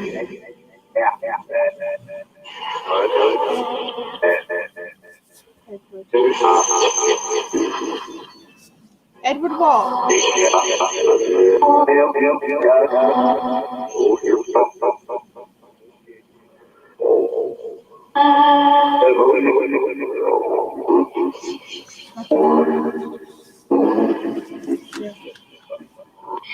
Everything's just correct.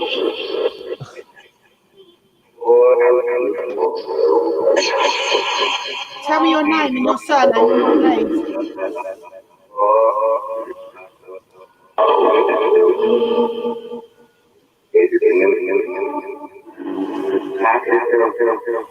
We're leaving. Goodbye. Yeah, no, you don't want us to go. We're not going to get nothing today.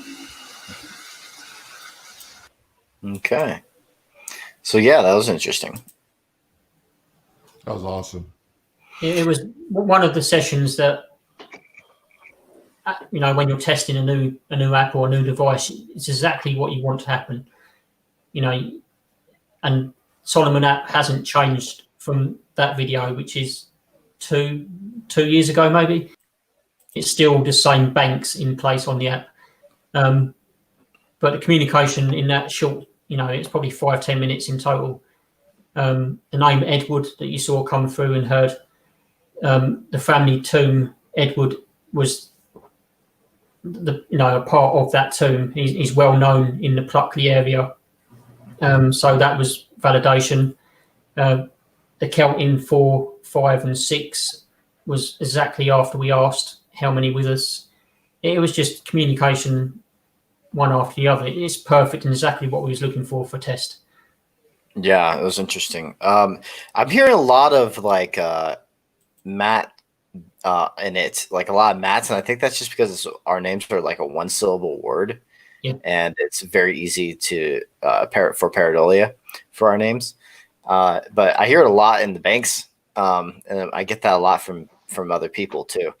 And you're the one that told me that you did not add any of that into the banks at all. Yeah, so.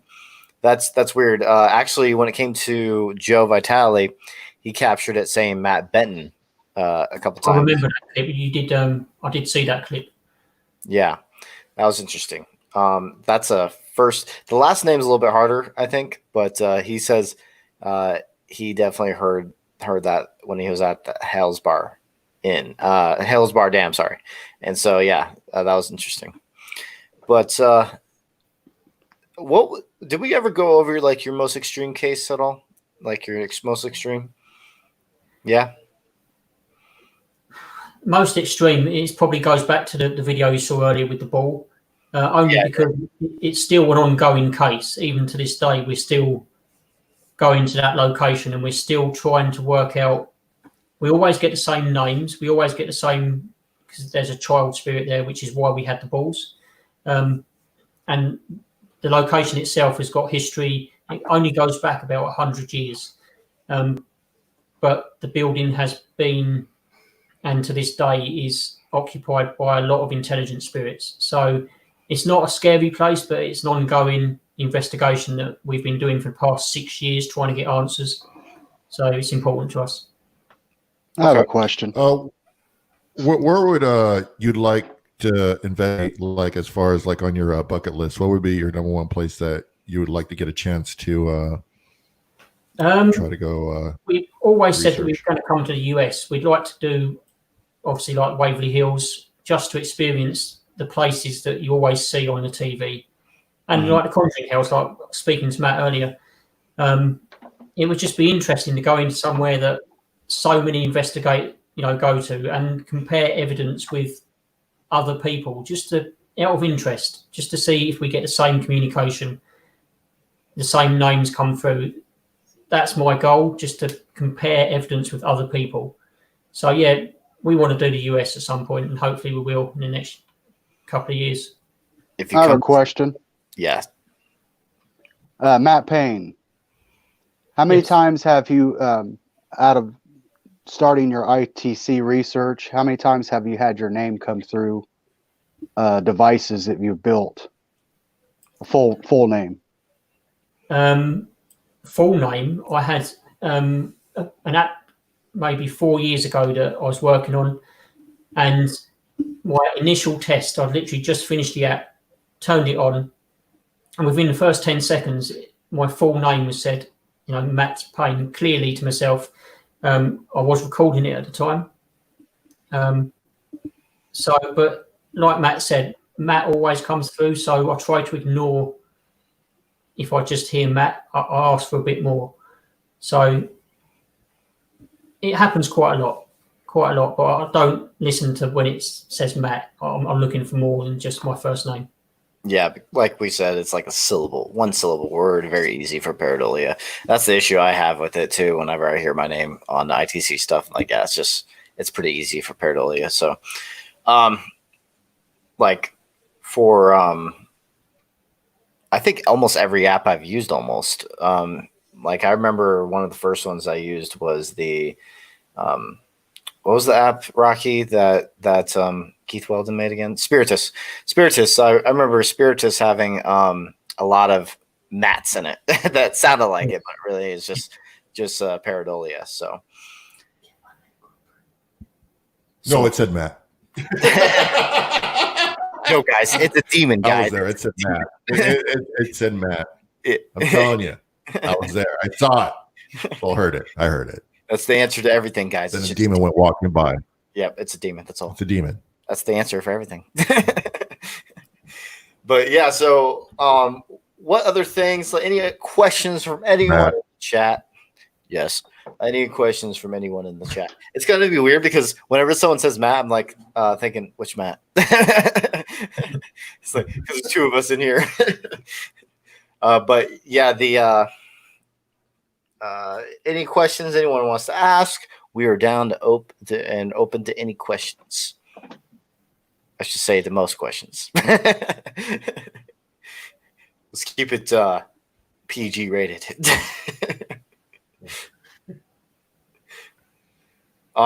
So I know that is this chat thing still working? Yeah, it's still working. Knock knock. Anyone there? I'm just going through them. I'm just going through them to see what ones may be appealing. Yeah, Dwayne broke it. Dwayne broke it. I suck at this. See, I told you he was gonna break it. I knew it. No. You'll be a new chat. Well, Luke Davis said that location is like a onion. It always onion. Yeah, I need new glasses. I cannot see. Who put this guy on? See, I suck at this. Well, you guys have been onions. clicking up onions. Yeah, that's onions. All right, go ahead. Just pop up the damn question. I love it. I'm not gonna let that go. I'm not gonna let ions go for the rest of my life, ever. I'm looking for the question, but like kind of like an onion, like peeling it back all the time. Some interesting information. Yeah. Oh, new comments I just read. Oh, it's laughing. Never mind. Laughing emojis. They're laughing at probably Rocky. But yeah, so any questions at all? And also here, I guess for right now, unless you have something to add, Matt Payne, you want anything else you want to say? Not at the moment. Okay. Well, we'll wait for questions, and I'm gonna just do a little bit of promoting. Everyone, go and we Follow actually me at Christopher Rocky RAHKEE on Facebook. It's right there. I know that says Rocky ITC, or you could do Rocky 316. I think that's my personal one. I don't know. That's one of the two. But follow Rocky. I will send you a free wave emoji, and if you subscribe to any of my channels. So, and if you go subscribe, okay. So we also have something, guys. We have something. Matt Payne mentioned something to me about using free codes to get 2 of his paid apps onto the show. But what you have to do is subscribe to Matt Payne's channel, Devil's Hour Productions, and Rocky's channel. Let us know, and we'll choose a couple people for this free code for a paid app of Matt Payne's. Just let us know when you did that, and we'll, I guess, choose. If everyone that's watching that wants a free app, we'll choose randomly. I'll do 10 codes for each app. So it'll be 20 free codes for 2 different apps. Oh, yes. You just have to subscribe. Listen, guys, you want to do this. You want to save yourself $99.99 for the apps that I put out. And this is a one-time offer. That we're losing $20,000 right now. Like this is for you. We do it for the people. Yes. So you get a free app, guys. And if you guys want to do that, go subscribe to those 3 channels. I'll go put some of them up. Of course you would. Where is okay. So here's my channel, Devil's Hour Productions, right up there. Go subscribe there. Here's Rocky's. It's just Rocky. And then Paranormal Shadows is I forgot the share screen for this one. That's RAHKEE Rocky. Paranormal Shadows. Go subscribe to those 3 channels, and then we will choose. And the less people that do it, the higher your chances, I guess. Because right now I'm not seeing any comments. Whoops. I got a question for Matt Payne. Yes. What's your favorite food? I want to know. Chicken tikka masala. Chicken salad? No, no salad. Chicken Chicken tikka Chinese masala. chicken? He's speaking over him. What? I didn't hear him again. Anything Indian? Chicken tikka masala. Oh, okay. I like Indian food. I like everything, to be honest. I can eat almost anything. Like, I'm not picky at all. You like curry then? You like curry? I love curry. How about you, Matt Payne? You like curry? Love it. Yeah, it's delicious. I love curry. My favorite food is sushi, though. That's my all-time favorite food. Love sushi. Oh, not for Matt Payne. No. For me, I love raw fish. And I like my steak also very like medium rare or rare. I like it bloody. And he loves Fremont Street tacos too. Oh yes. So. Interesting stories there.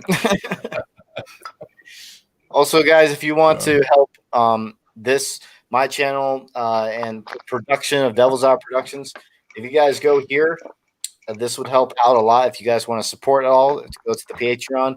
That would help a lot, guys. If you just did a small donation, I got this, Matt. You know, Dwayne, this is what I do. You know, I'm all about the money. This is how I do it. Send money. Don't ask. Well, put it back up, Matt. Put it back up the Patreon. Come on. Send money. Don't ask questions. Don't ask why Rocky got to have a nice car, a nice house. Don't ask any of those questions. Just send the money. Click here, donate, and just be a happy camper. That's all you got to do. Patreon, Devil's Hour Productions, and I will personally send you. I will inbox you a thank you. So send money, no question. Whoever does that would definitely get a code. Whoever does that would definitely get a code. Oh yeah. You will get a code, and you will save $100 in an app. Yeah. So you send $10, and you know the app's 100. You know you're saving 90 right there right off the bat. So just letting you know. Oh my gosh. So what's the comment saying? Oh, more laughing. Okay, someone subbed. And thank you, M, for sharing the Patreon and the link. Actually, I'm gonna do that for everyone. Patreon. Here you guys go. If you guys want to help out there, it would be very much appreciated. And any more questions, we're also open for any other questions, guys. We're here for about 15 more minutes. And I guess we could talk about other paranormal events in our lives, since Matt Payne, was there ever a moment in the paranormal where you've, I don't know, changed your beliefs in things? Like, had something that happened to you that made you change your beliefs?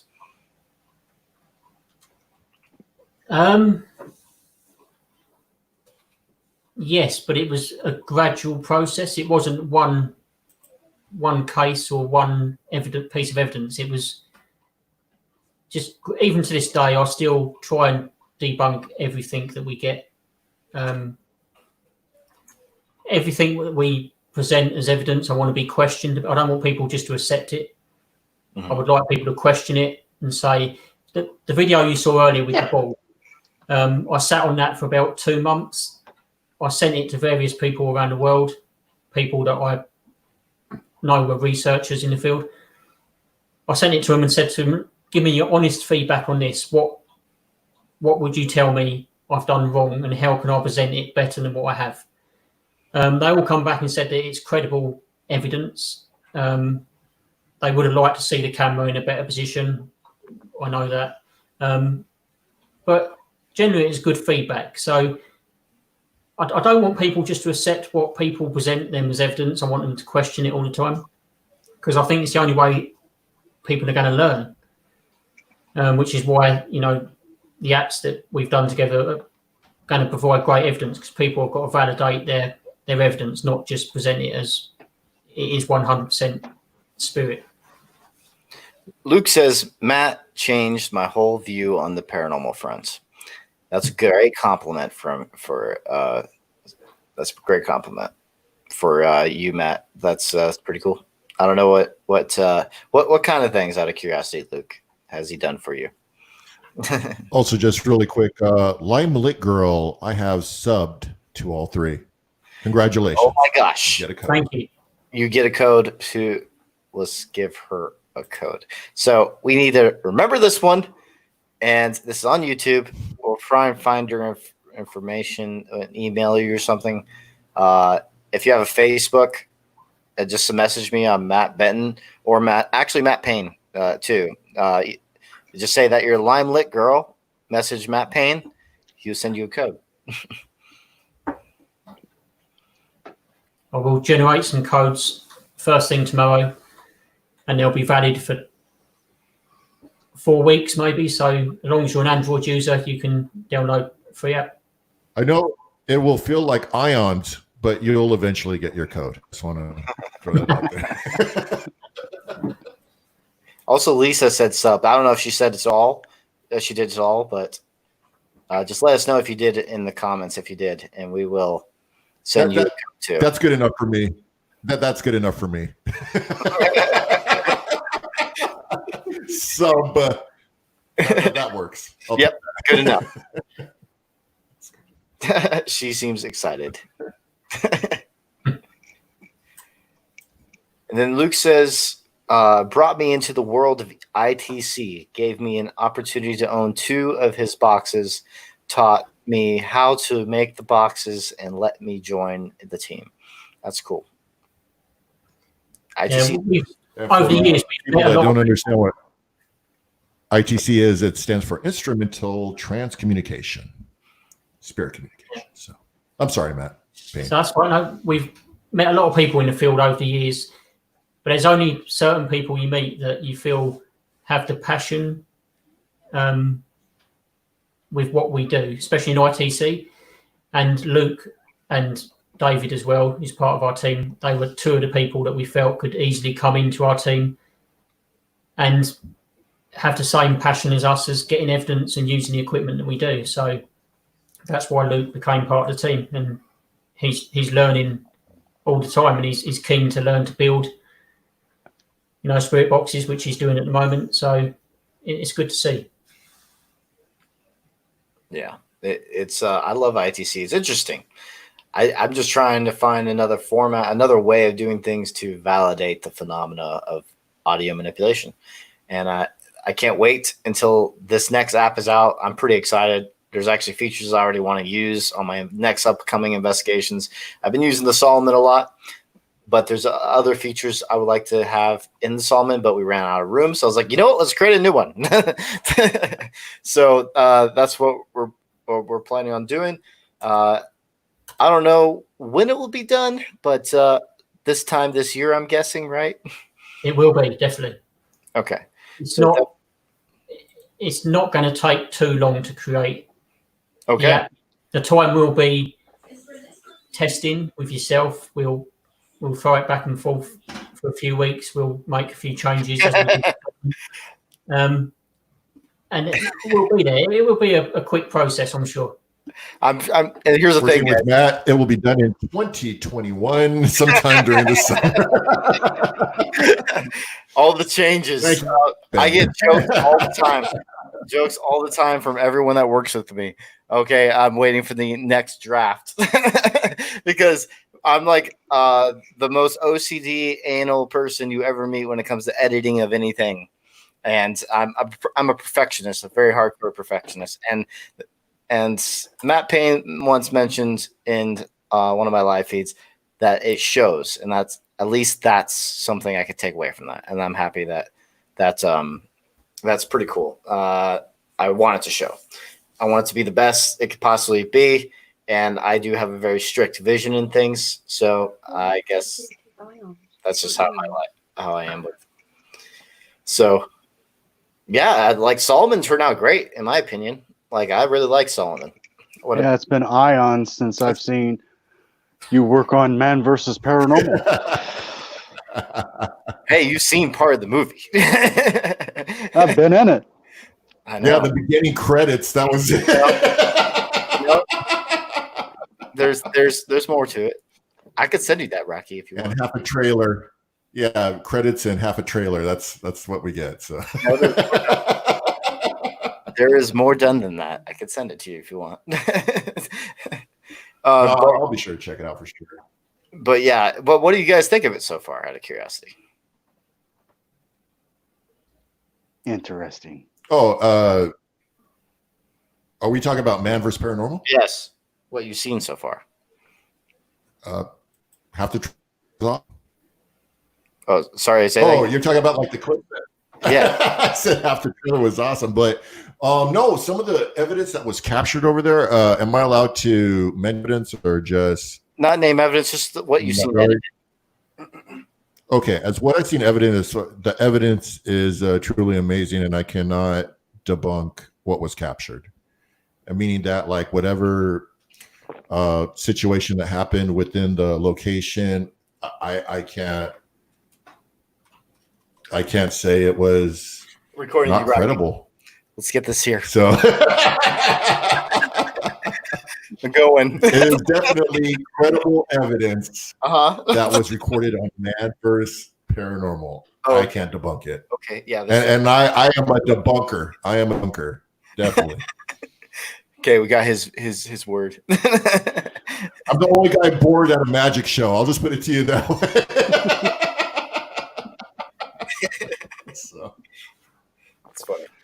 But yeah, Dwayne says that when he watched it, he was pretty hyped for the rest of it. So that's what you told me. So I 3 years. I know it's been on hold for a lot of things for a lot of reasons. But now I'm working on another documentary, trying to finish that one. Then I'm back to Man vs. Paranormal. There's been a lot of legal issues with Man vs. Paranormal for obvious reasons. I didn't do the paperwork back then in 2017. Is that the name of the case? Is it Man vs. Paranormal? I know, right? That's funny. But no, but Man vs. Paranormal, there's some legal issues. So I'm thinking about just releasing it on my YouTube channel so I don't have to deal with any of that. So I'm just going to release it there so I don't have those type of issues. And yeah, I'm going to be doing it after the Harrisville haunting documentary. Next documentary, I'm going back to editing, which I've already got part of it done. I'm going to go back to Man vs. Paranormal and finish that up. So yes, it has been a long time. A lot of people have been waiting, but this documentary is on a time frame for multiple reasons. One, the newest Conjuring movie is coming out, and it's a great promotion tool because of that reason. There's another one? Yeah, it's called. There's another one? Yeah, it's called The Conjuring. The Devil Made Me Do It is the new one coming out. There's no trailer out yet, but hopefully the movie will be out by the time the trailer's out. Our trailer, by the way, guys, is going to be coming live tomorrow. It'll be premiering on my channel is where it'll be premiering at. So go subscribe to Devil's Hour Productions, and you'll be able to watch it premiere at 8 o'clock tomorrow. And then it'll be posted other places a little bit later. But yeah, just go subscribe there. Devil's Hour Productions right there on top. And this is the poster of the movie. The posters, I should say. This is the group of people that I worked with. The YouTubers. I know those people. Yep. And yeah, this movie right here, I'm putting my heart and soul into this, guys. And same with Man vs. Paranormal. I know that house. You have to make a comment about everything. I know this one. I know that guy. Yeah, like who's this guy? Matt Payne. Have you seen any of the Conjuring movies? No. Oh, really? No, I don't tend to watch any. I think I saw the first one. But I don't tend to watch many films, horror movies of that type. Well, that's good because the first one is the one this movie's based off of because this is the same house, the real house.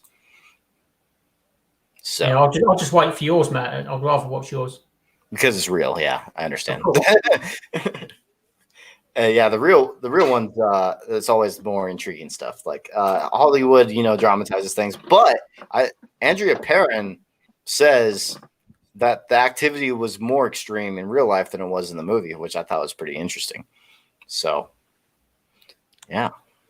Well, I think I'll be more entertained with Matt watching him scream like a little bitch running around the Conjuring house rather than an actor. Yeah, like you would ever see me do that, Rocky.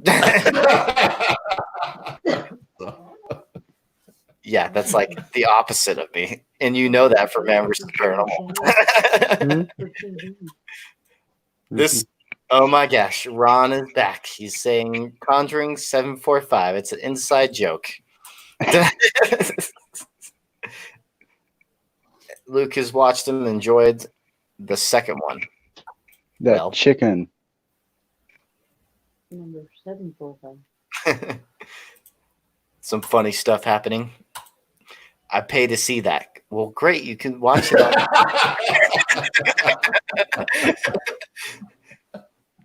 We can watch it on Amazon Prime, by the way, guys. That's where it's going to be released. Amazon Prime. It's not going to have a date yet until I'm done editing. And then we have to wait on Amazon too. So I don't know how long it's going to take for Amazon. You know what? The whole Amazon, I hate it. No, let me rephrase that. I don't want to get shut down off Amazon.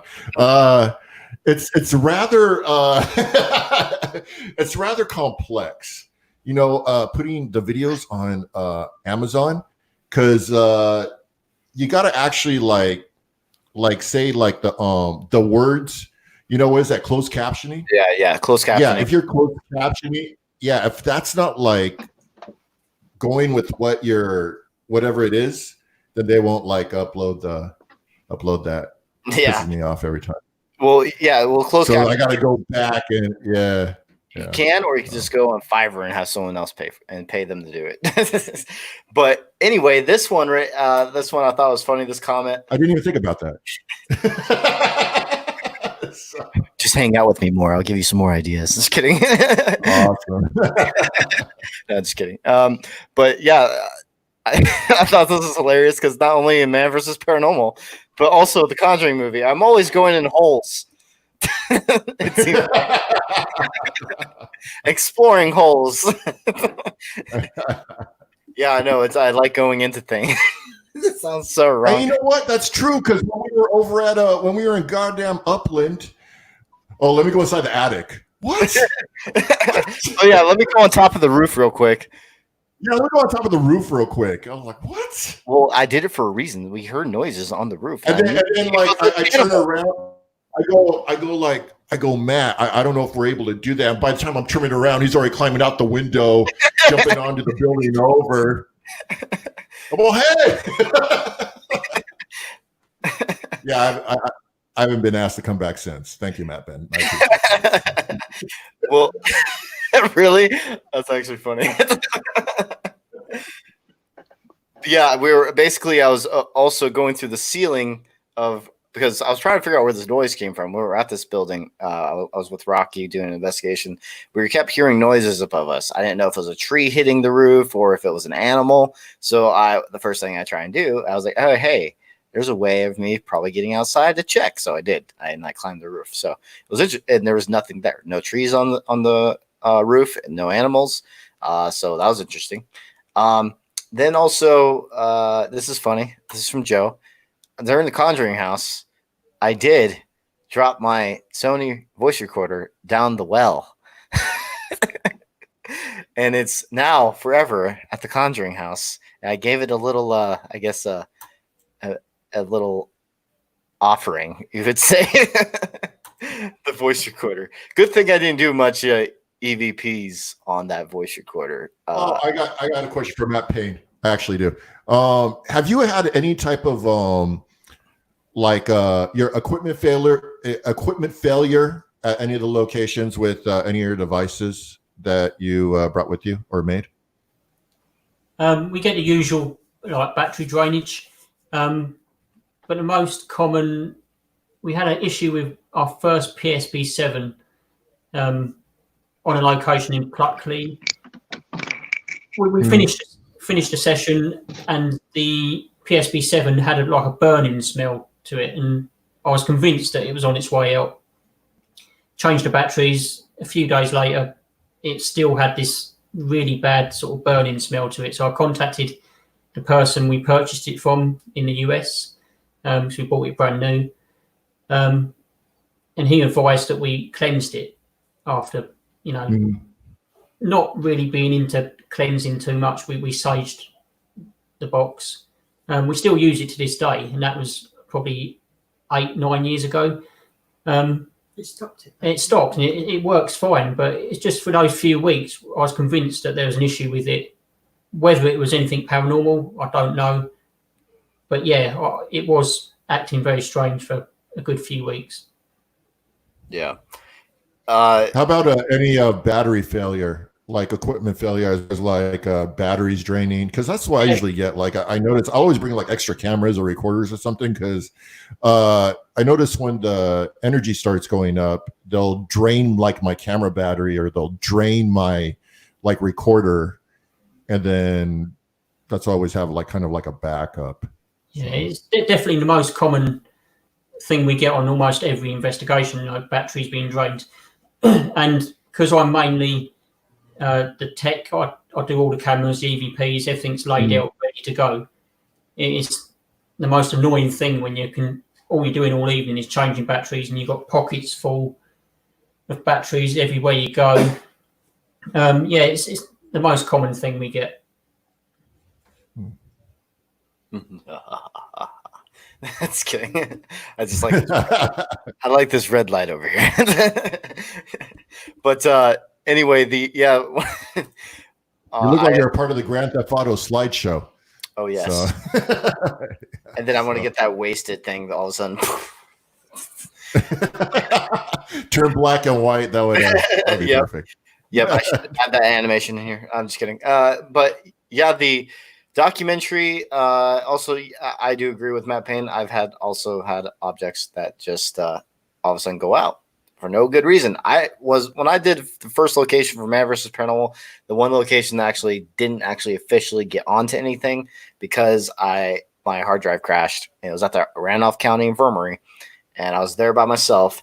I had a brand new Sony battery. It was a big one too, and so it's a 5-hour one. And I put it in, brand new. It said full bars. Okay, cool. I go out into the hallway, and then all of a sudden, it drops to like 1 bar. And I was like, holy crap, what the hell happened? That was very strange. Also something at the Conjuring House, but I can't really go into detail about that until the movie comes out. Or you could just go watch onto the Dark Zone TV. I will be getting a little bit of details just because the producers were wanting me to do that. So I guess I'm kind of have to. It's good exposure for the movie, so I'm doing it. Are you snobbing us again? You're snobbing us again, aren't you? I'm snobbing you. You're snobbing me. Mainly you, You're snobbing me right It's good.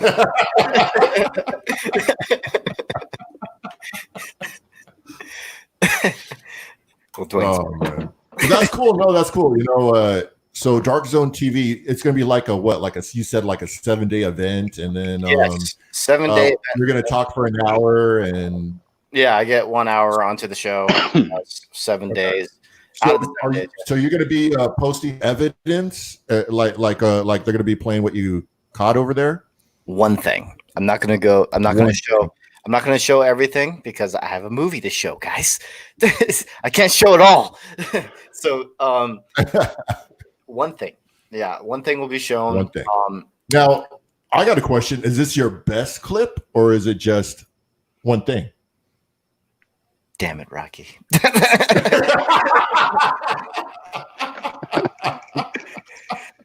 That's why I'm the interviewer. That's why I do this. But it's all right. Don't answer the question. I actually didn't tell him any of this stuff, and he's digging. I retract my previous statement. So. Yeah, it's my best. One of my best ones. Yeah, one of my best ones. One of my best ones. Yeah. Yep. Oh, okay. We'll go with that. Dwayne's back. Hey, Dwayne, how you doing? Yeah, you guys have to pay for that. It's like Ion since I seen you, man. I'm telling you. Seems like it. I know. The Dark Zone TV. Go on to the Dark Zone TV. I got friends on there. Well, who works there? Let me think. Dave Schrader. Of course. Who is it? Susan Slaughter. I met her over at the Cook Building over in Goldfield, and of course Anthony Sanchez from Aliens Highway. I'm sorry, Anthony, if I mess up the book or I forgot the name. Aliens on the Highway, UFO on the Highway, Hitchhiker of Aliens. I forgot what it's called, but I know it's something like that. So Anthony Sanchez, yeah, he works with them too. Allie's like, oh my God, such a tease. I know. Sorry. I want to tease you a little bit more tomorrow with the trailer. More of it. I just realized that could sound so wrong. Good thing I added trailer at the end of that. Thought you were going to tell us the us ghosts secrets. Oh, I'm telling you guys the secrets, all right, of The Conjuring. Yeah, just kidding. No, we don't know everything from The Conjuring house, but I know. Well, I've had experiences that validate other things, and same with Andrea Perrin. So that's okay. Pretty. So that was going to be my next question. Like, do these events correlate with some of the other things that have been picked up at the house before? Yeah. Well, so I'll just go with that. I'm not going to go in detail, but yeah. Okay. Yeah, things have. Okay. What's happened? Like I said, this house, guys, the Conjuring house, has lived up to its hype by far. It really has. It's pretty phenomenal. That's why you should definitely go watch it when you see it on Amazon Prime. It's an epic one, guys. I can't wait. It's already looking great. I haven't showed any of these guys what it's looking like so far, but my team that I was working with, the YouTubers, they were they have seen parts of it and they are really liking it so far. So that's good. So yeah, we all collabed as multiple different YouTubers just coming together for a documentary. I actually was inviting PRU, but there were some things that happened down the line that was more financial reasons, which is understandable. And so please subscribe to Patreon, Devil's Hour Productions. Don't ask questions. Oh my God. Just some money. It's expensive, guys, trying to do high quality production. Like for example, let me show you a little something, guys. Right here, I go through a lot to get my music, and it's pricey. It's pretty pricey. Is that pirated? That looks pirated. It's not pirated. Are you pirating the music? What? Oh my gosh. What is going on? This damn. He was pirating the movie music. I don't even know how to exit out of this thing. I don't even know how you got to that site. That looks like some dark web stuff. I don't know. It's a nice site. It's my favorite music site, guys. So there you go. You have a little secret of mine of where I get my good music from. It just costs a lot of money. It's like I spent $300 in music. So no, sorry, 320 because I just bought some more this morning. Okay. Cannot wait to watch it. Hold on. That's annoying. Let me get that rid of it. Okay. Cannot wait to watch it. I am happy that you can't wait. There's going to be, and just the tip. I mean, trailer.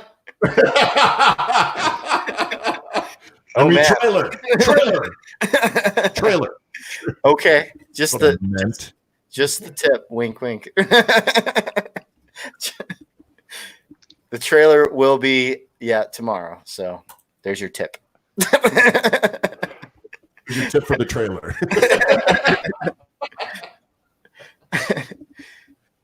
Oh man. She's like, well then. Can we do the show again? Well, guys, you guys have anything else to say? We're going to probably wrap it up. It's a bit over. I was going to say, just have Matt Payne. If you could just tell us where we could find your videos and you on social media and your platforms and all your plugs, shoot them out to us.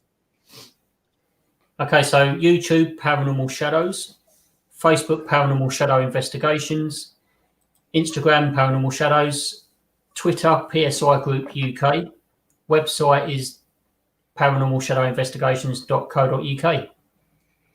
We're going to be uploading some more evidence in the next coming months. Hopefully when this lockdown's over, we're going to be out investigating, and we're going to do a lot more research in the field. And hopefully, when the new app comes out, I'm working on with Matt, we're going to push that.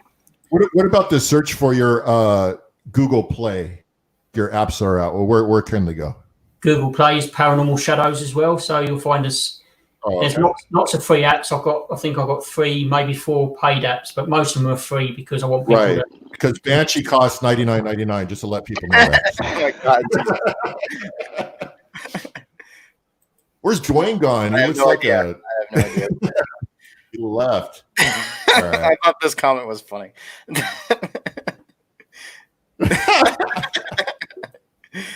All right, I gotta go. No, I gotta go. This is too much for me. Too much for me. Okay, guys. Yes, please subscribe to Devil's Hour Productions and also Patreon if you want to. And go follow me on Rocky RAHKEE or Christopher Rocky Gates on Facebook. That's RAHKEE. All the social media right there. Same with mine. If you guys want to check that out, I go on Instagram and I do YouTube. I do that YouTube thing, you know. Just you do a YouTube. You do a YouTube. I do YouTube. Yeah. Okay, bro. Okay, bro. Hey, thanks. Thanks, Matt Payne. We appreciate you, coming on the show and everything. So much, thanks, Thank you, guys. Keep up the great work. Yeah. Also, can't wait to update everyone else on this new app, and we'll keep you updated. I'll talk to you guys later. Thank you so much, Matt Payne. This is awesome. I am now ending the broadcast. I'm so sorry, guys. Bye.